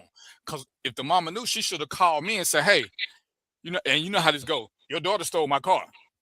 She only knew when they came back. This is how out of it the mom is. But for me, I personally believe the mom is $900 responsible, the daughter $300. I'm gonna pay the daughter $300, but she's gonna have to pay me back, and she's gonna be cleaning the house every weekend for the rest of the school year, and whatever punishment her mama give her. Because I just don't think you can let her get away with stealing the car. I ain't that mad that she went to school, and that's all she did. It wanted to go to a party. She wanted to get her and her brother to school, and that's why I can't overly punish her, but I still don't want her to think stealing the car is okay. Even if it's our car, at the end of the day, you still stole the car. What would have happened if you would have had a wreck? You got a learner's license. Ain't nobody with you who's supposed to be with you. I'm gonna take a little hit because I ain't taught you how to put in gas yet, but that's because we ain't went through the full lesson. You ain't there yet. But I don't think I can actually let the daughter get away with a whole lot. Like I said, because at the end of the day, she still stole the car. She still stole the car. I'm just more pissed at mom for not making arrangements because these kids got to go to school. They got to go to school. And whatever punishment her mama give her, you got to take that too. So you're gonna get punishment no matter where you stay for the next 3-4 months. So that's how I was looking at it. But yeah, I'm willing to give $300, but I'm lending that to my daughter to pay because had it not been for mom's bad decision, daughter wouldn't have made a bad decision. So I can't destroy the nexus. Mom, you made the first bad decision and you caused her to do something that mentally I ain't gonna make a 16-year-old have the mindset of an adult who got to take care of kids. Hey, so I want to add this too. Another point of the conversation, and my answer is this: they weren't going to an amusement park. They went to school, man. Right, and that's why I said I can't get past that point. You know what I'm saying? They went to school, so that right there to me tells me they were in fear of not being able to get there and make sure they was in school. Somebody yelled at them. Somebody did something. I know it's a scenario, but I'm just. Oh no, this happened for real. Oh, okay. So to me, that's fear that you gonna, if you call it stealing DVP, we'll call it stealing. If you steal a car to get yourself to school so you can be in school and get checked in and be present, there's some fear associated with that decision. It may not be fear. It just maybe knowing what they have to do. I'm supposed to be in school, and maybe they just know that school is my job. As a child, that's your job to go to school. But it could have been a project, could have been a test, something that they couldn't miss. It ain't that we just I'm scared that I got to go, but it's the place that I need to be. So it's important to them, and I'm glad that she knows the importance of being at school, and she did what she needed. She felt she did what she needed to do to get there. I say the kids got to get. The kids get an award, man. They don't get punished. The parents got to split it halfway. The kids get an award, and then they got to talk to the kids and explain to them that that's not something they should do, and give them a solution for next time. That's what I'm saying. No, to Sean, 18 miles from the school. No, walking to school. No. They know. They 18 stay outside the. Yeah. No, not blocks, miles. They stay. Yeah, they stay outside miles. the bus round. Yeah, the bus don't come to where she stay. Okay. So yeah, they can't walk to school. Yeah, they can take the bus when they stay at home with dad. Right. So it's the parents, right, Sharon? It's the parents' job to make sure they're where they need to be. So if they're with mom, it's her job. It's her job. It's her job. It's her duty. And that's why I think halfway is asking too much, because it's a different. If me and you are the parents, whoever got them, it's 100% on them. If I'm babysitting for Mo or Mark, if they kids do something, it's 100% on them because it's not my kid. If it's our kid, whoever parent they with, that's who's responsible in totality. That's the reason we got this joint custody. So if they do something crazy with me, then I'm the one who got to take care of stuff. If they do something crazy with you, you got to take care of that. And if you decided you was too tired or whatever to take the kids to school, you should have got them an Uber. You should have told them that they got to miss a day of school. I mean, like I said, that's the saving grace to me, is that they want to go to school. They want to go to school. We preach education. We preach the education. So, but like I said, they wasn't choosing. They get to pick where they want to go, because they like both of them. So everybody was cool up. Everybody was, and they still semi cool. Right? They went half on a baby. You go 100% on when they in your. Listen, when the kids come stay with you, I don't need to give you no money to feed them. When they come stay with me, you don't need to give me no money to feed them. The half and half is when we want to do something that neither one of us can afford individually. When you got custody and they got school, you got to give them to school. That's not an on me thing. So when you lay your ass down and let them fend for themselves, I'm pissed with you, because you're making them make an adult decision that they shouldn't have to make. They did the right thing. They got up on time. They got dressed. They ready to go. And you like, I don't feel like it. What? Okay, let me call y'all an Uber. Let me do this. Let me something. Yeah, when she say she ain't feel like it, yeah, see, that took the half and half out of it. That took it all the way out for me. And it's like I said, that's all on you now. It's one something. If my parents are with a non-parent and they do something, then yeah, it's all on me. But when they're with another parent, it's all on them. Like I said, when we talking about the field trip or something, yeah, we can go half and half on field trip. But when they're with me, you ain't supposed to give me no money for groceries, because if I can't afford to feed them, they shouldn't be with me. If you can't afford to feed, we got joint custody. So everybody is fending for themselves. So we talking miles. It was too far to walk. So yeah, that was I got hit with that call. I got hit with that call, and I was like, they was like, what would you do? He's like, I'm gonna pay half. I'm like, that's a morally right thing to do, is to pay half. But I'm not paying half. I'm not whooping my daughter. Like I said, I got to make her understand that she shouldn't steal. I appreciate her trying to do the right thing, but yeah, I'm gonna give her the money, and she's gonna have to pay me back with her job. She got time, but she's gonna have to do a few extra chores. But I ain't gonna make her feel like she the worst child on earth, because she didn't do. Like I said, if she would have did to go to a party or something, we would have had a whole different mindset. But she did it to go to school. Why it ain't normal day-to-day expenses? You get them sometime during the week, so you got to drive them. So that's a normal expense. Other than that, you would say, I only want them on the weekends when they ain't got to go to school. So that is a normal. That is normal day-to-day expenses. It's normal day-to-day because you volunteered to take them to school when they're with you. So that's day-to-day. School, Monday through Friday, they got to be there. So that's day-to-day activities. That's day-to-day expenses. That's day-to-day behavior. So that's on you. Other than that, say, hey, y'all need to stay with y'all daddy because I don't feel good. I'm gonna do whatever. This is an adult conversation. Yeah. When let's just say when I had my wreck, I couldn't drive, I couldn't do nothing. If that would have been me, the kids wouldn't have been able to stay with me during the week because I know I can't handle no emergency. I actually, you know, so, but as an adult, those are adult decisions. You don't ask a 16 and a 14-year-old to make them decisions. And like I said, because they're trying to do good, it's hard to really punish them. It's hard to punish them. It's like punishing your kid for hitting a student. They tried to suspend my daughter because she broke a little boy's nose. But she had told me the little boy was feeling her booty. And I told her, somebody feeling you get the biggest book you got and swing. But tell a teacher first. And she said, Dad, I told 2 teachers. They said nothing. So when he did it the second time, I hit him with the book. When I went up to the school, they was like, "Oh, we got to suspend your daughter for breaking his nose. Yeah, his parents could sue you." Boy, stop playing. What happened again? So the little boy felt on your booty twice. You told teacher A and teacher B. So clearly they finna get suspended too, right? For not doing nothing for this sexual assault.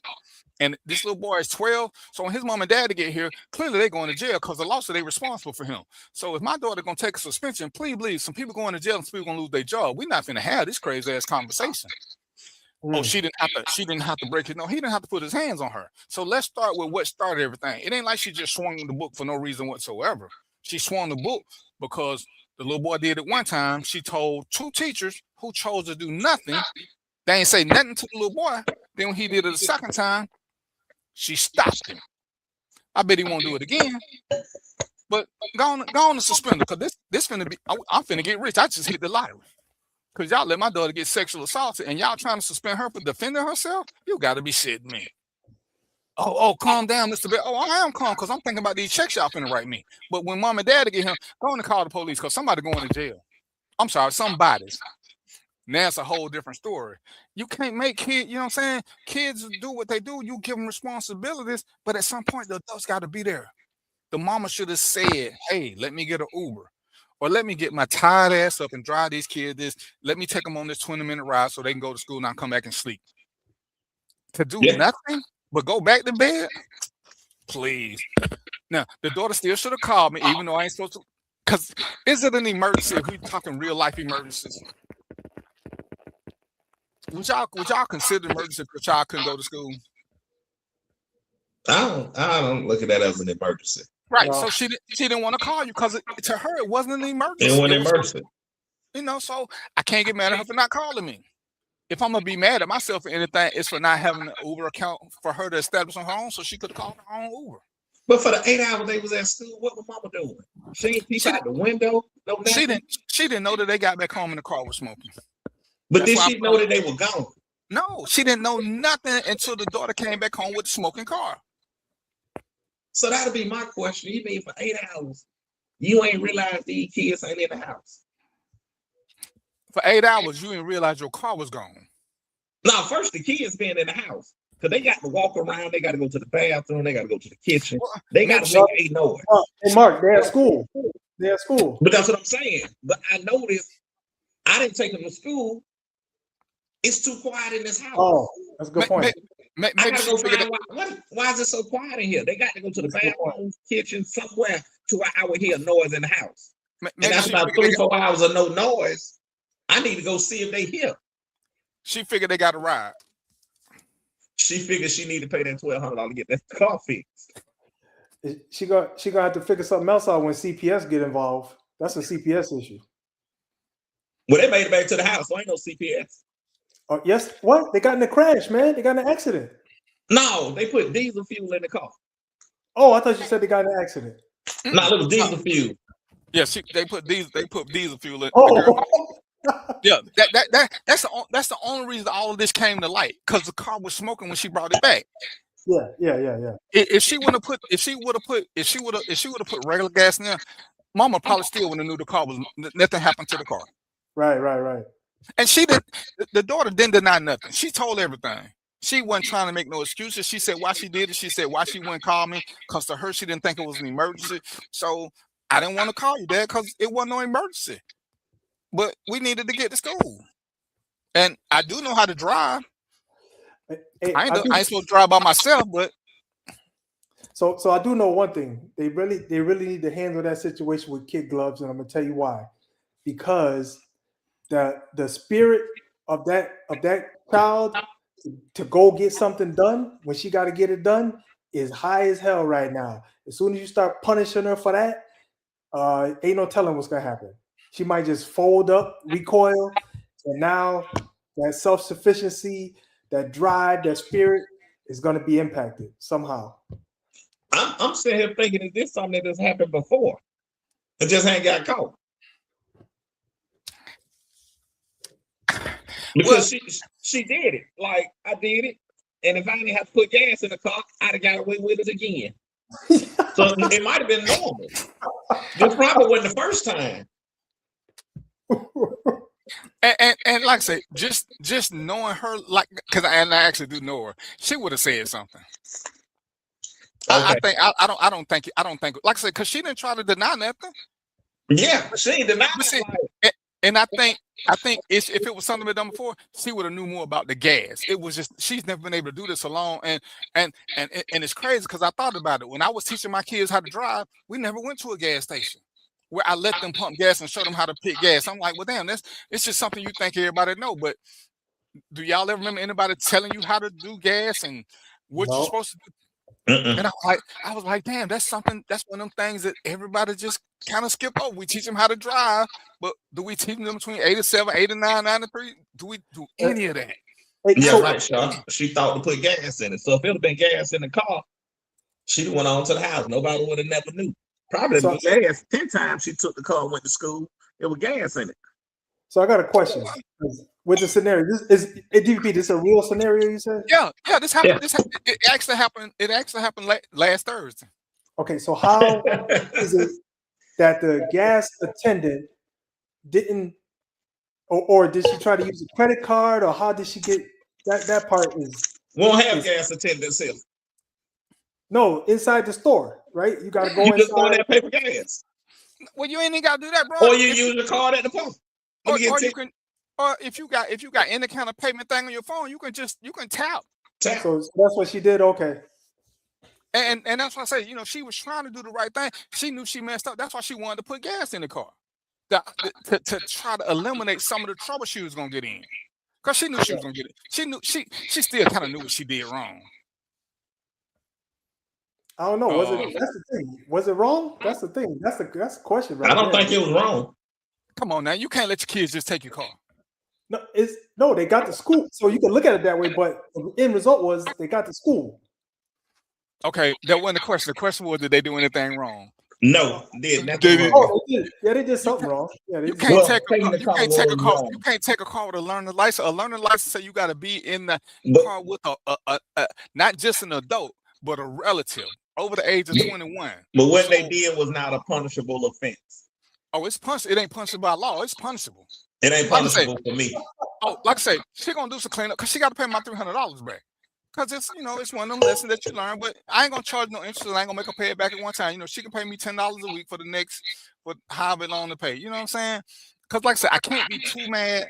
I just want her to know that I like your get up and go, but you can't just go around taking people's property to solve a problem. Next time, call me. That's it. I can't overly punish her, but I do need to something. It's just a conversation for me. We're gonna talk about it. But yeah, because me and the mama gonna have a knockdown drag out, because that's who I'm mad at. That's who started everything. Because if the mama try to make her pay her back, then we're gonna have an even bigger argument. No, you can't worry about how she handled her household or how she dish out her punishment. But I can worry about how she trying to punish my daughter for her bad mistake. No, like you say, when she over there, that's on her. When she with you, that's on you. And she might not be going back over there because mama looked to be a little irresponsible. Stay out the full household. I am. We're gonna stay in my household because clearly she gonna get to be a weekend mama. It sounds good. It ain't that easy though. Why it ain't that easy?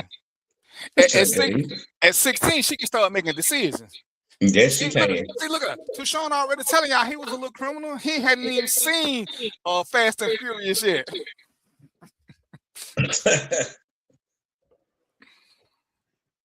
But like I said, And you know, and I've been posing this question to everybody to run across because I thought it was a good one. Like I said, because this is real life. What do we do with the kids? Like I said, because you don't never want to damage your kids' creativity and their ability for critical thinking. But you know, through situations, you can show them what's wrong with this and what's wrong with that. But like I said, you can't get a beating for this. You can't get a beating. And if the mama said, "Well, you got to pay my $200," back, see, I would have a problem with that if the mama tried to put that on her. Because had the mama not made a bad decision, the series of bad decisions that follow would have never happened. But she can pay you back your $300. Yeah, like I said, and do extra chores. She ain't got. I ain't gonna make her put a roof up or nothing, but I'm gonna make her clean up the house. I'm gonna yeah. No. Yeah. Just cause you know. Just cause she had the good intention, you still could. If anything wrong would have happened, you know, she hit somebody, something would have happened. A whole lot of other bad shit would have happened. Cause now it's like you don't know where your kids are. You ain't got this. Now you got defects all in your business over something that you shouldn't even been having. So yeah, there's got to be something. Cause I still need to understand what she did. I still need to understand what she did was wrong. You know, he taught you well, Sean. It's a whole different situation if there was an emergency and she had to drive, but there was no real emergency. Let's see, there was a situation a few years ago where the teen stole mom's BMW and told the insurance wouldn't cover. Right, it's just too many things. So I still need to teach her right from wrong. Like I say, I appreciate the fact that you tried to do something based on everything she said. Your reasoning made sense, but you can't get around the fact that you cannot legally drive. There was no emergency. There was no emergency. And I get you didn't call me because it wasn't an emergency, but this is one of them times I don't need you to be an adult. But Sharon, who really think that the other parent gonna be that shitty and not let them go to school?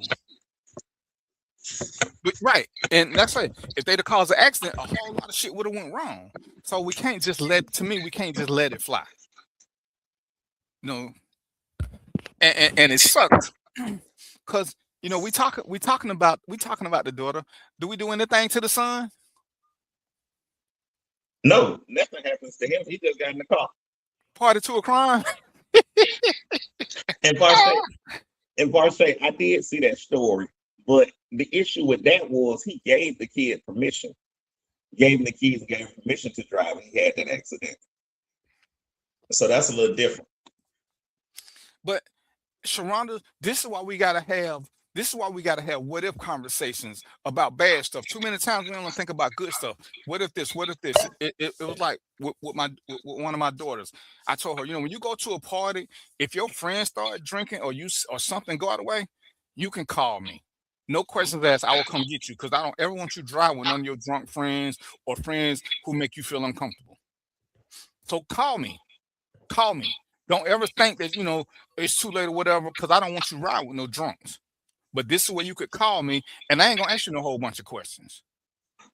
And this was before Uber and all that. Yeah, I'm gonna come get you because I don't want none of my kids thinking, oh, I came with so and so, I gotta leave with them. Because if I call my dad, he ain't gonna let me go hang out no more. No, because I don't want you to drive. I don't want you to drive with nobody who been drinking. Nobody, never ever. So this is one of them times you got to suck it up as a parent and say, hey, I need you to understand. You need to call me anytime you feel uncomfortable. Hey, if you out with one of these little boys and they start acting crazy, you need to call me and I'll come get you. Don't make them think you got to do nothing to get a ride back home. If they say something out the way to you, the minute you feel uncomfortable, you call me. You call me. We ain't finna go through none of this. Oh, well, he was talking about he was going to leave me. Fine, let him leave you. I'll come get you. But this is one of them things. Well, you know, you don't want your kids to be scared. They ain't scared. I need them to be smart. But we gotta have what if something bad happens conversation so that they can know what kind of choices that they could make or that they should make. But if we don't talk to them about them, how do they know? Like I said, this ain't something that would cross their mind. They, you know, hopefully they still young and impressionable. They don't know the world like we know the world, but we got to get them ready for it. And the easiest way is just to have simple conversations.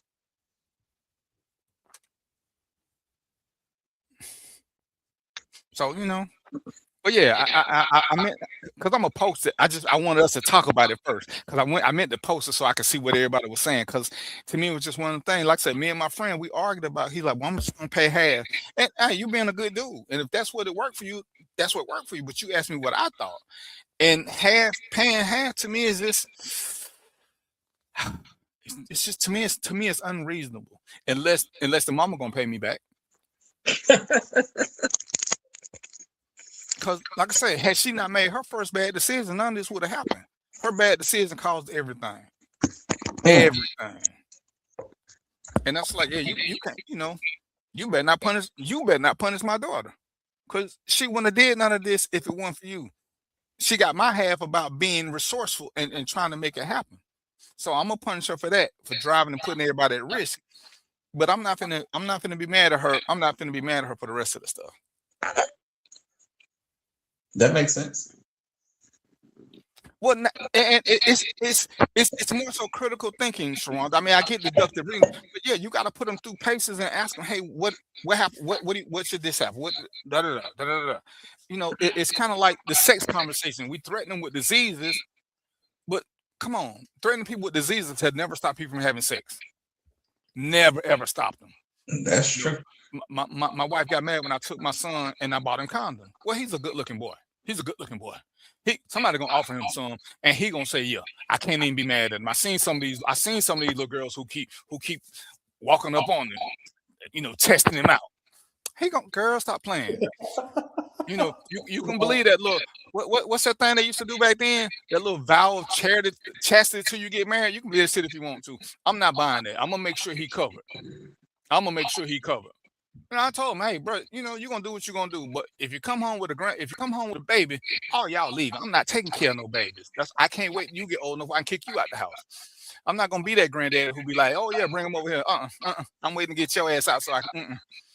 And we laugh, but we talked about, hey, if you ever, when you find yourself down to just having 5 condoms, come touch me on the shoulder, bro. You ain't even got to pay for them until you turn 18. I will make sure you got some. When you turn 18, you're on your own. But he only 15. I can't believe you bought him no condom. I don't care. You see all these girls who got teen pregnancy because anybody never told them about condoms. Hey, my boys ain't finna be part of that. And I can knock on wood. All my boys have not got women pregnant till they got married.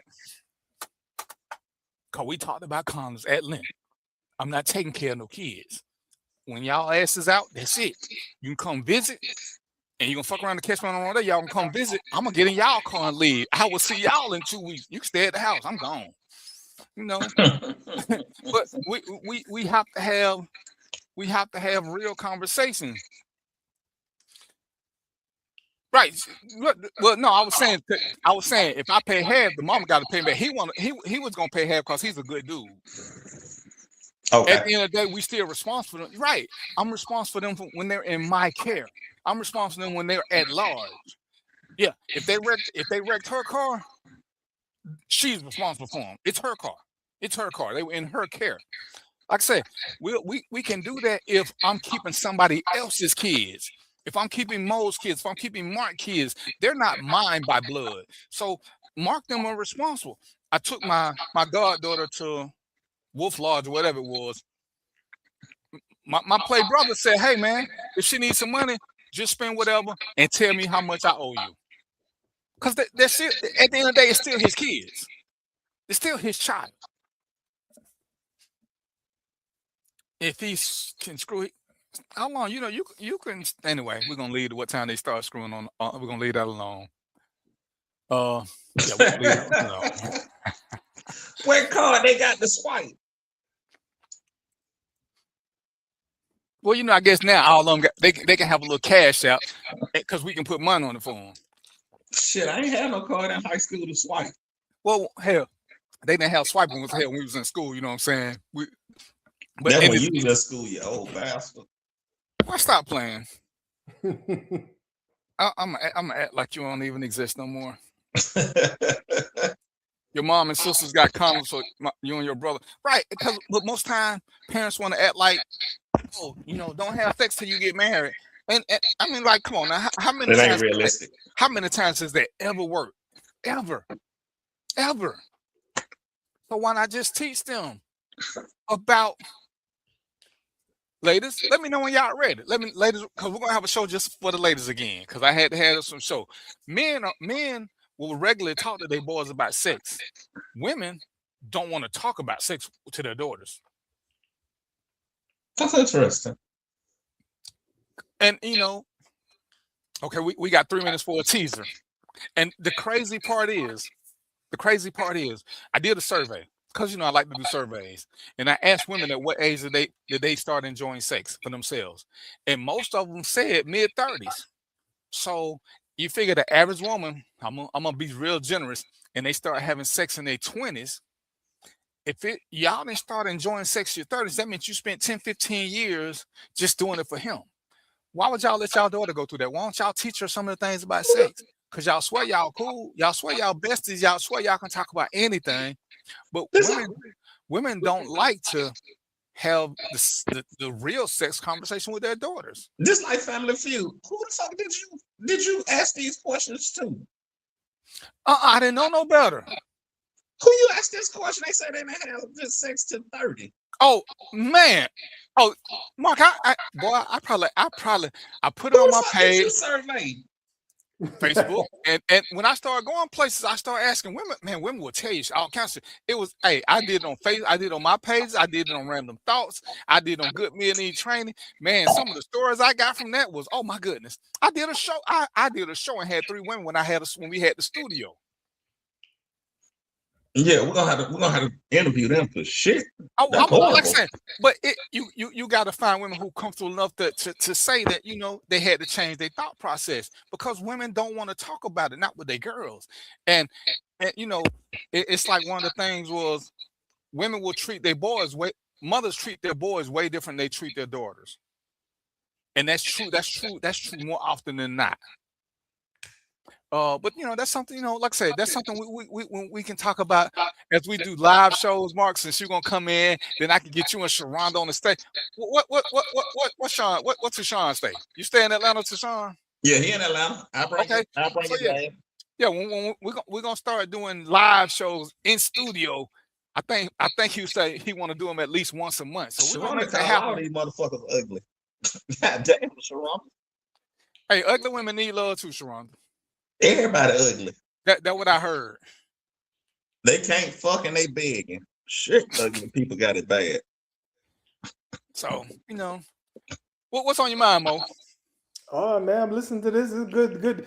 I want to hear more about that show you're gonna be doing, that live show. I can't be in that, man.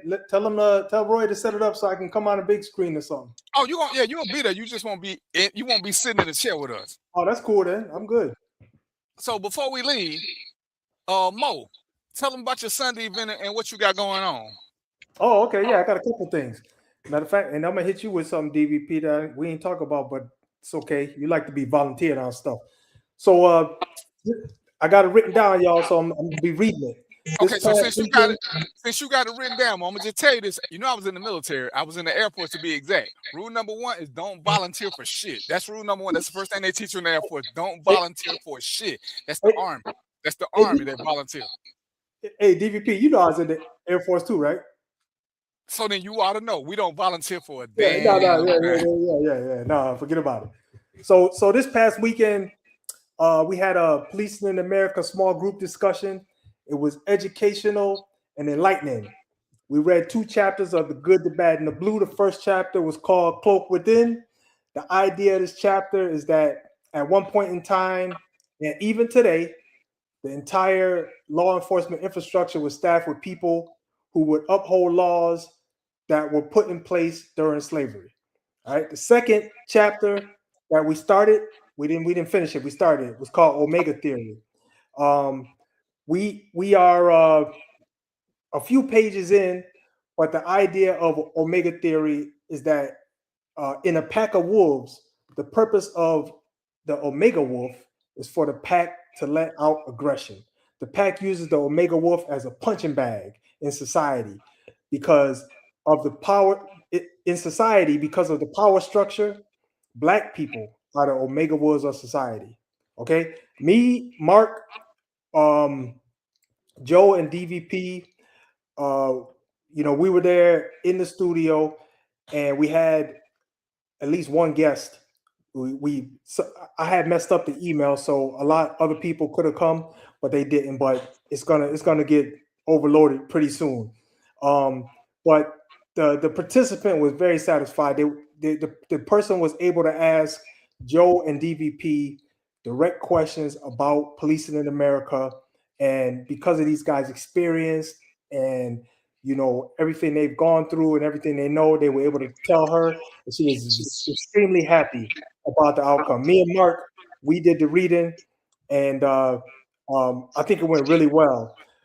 So if you want to join the discussion, because we're gonna set up this is the thing, DVP. I'm gonna try to set up a second session because this one is full. But if you want to join the discussion, email readalongclub@gmail.com. Look at my header in my name. I put it there, so it's next to my name right there. Send me an email. I'm about to set up a second session. The studio can only hold 8.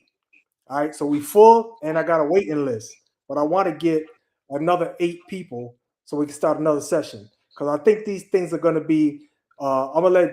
I want DVP to speak on it, but I think what they're going to do is they're going to be educational and enlighten a lot of us. I'm including myself. A lot of us on the real aspects of law enforcement, what happens in law enforcement, what we should expect as citizens, and more. And so, no, Mark can read. Tusha, Mark can read, man. He did really good, bro. He did really good. More don't entertain that bastard. Mark had an earpiece in, and somebody was reading it to him, and he was just repeating what they were saying. I'm with you, Tushawn. I'm with you, bro. but yeah, no, yeah, these sessions are educational, man, because we're gonna cover, just so you know, I'm gonna stop here, but we're gonna cover the history. We're gonna cover some circumstances that really happened. We're gonna watch some videos. We're gonna break down the videos and try to understand what went wrong, what went right, what should have happened. And the whole thing is gonna be a space where we're gonna share knowledge and learn from each other and get information. So I'm encouraging everybody, if you're listening to my voice, send me an email so I can get you in one of these sessions and you can learn this stuff. So I'll let Mark and DVD, they were there. I'm gonna let them talk for themselves about their own experience. So go ahead, y'all. Mark, what you got? Because we're closing out. All right, we'll close it out. What I say is it was actually pretty dope. And when I say that, it was very educational. Understanding it from both standpoints, from your writings and having Joe and DVP actually explain what the law says and how it's supposed to be carried out. It was actually very educational. So anybody that's listening, go ahead and send them an email and sign up, because it's very educational. I'm looking forward to it this week. So yeah, I was there. It was interesting, and we're gonna do more. We're gonna do some here so we can get people to come from here to there. Like I say, and it's almost a continuation of the Law and Order series, except it's just more direct.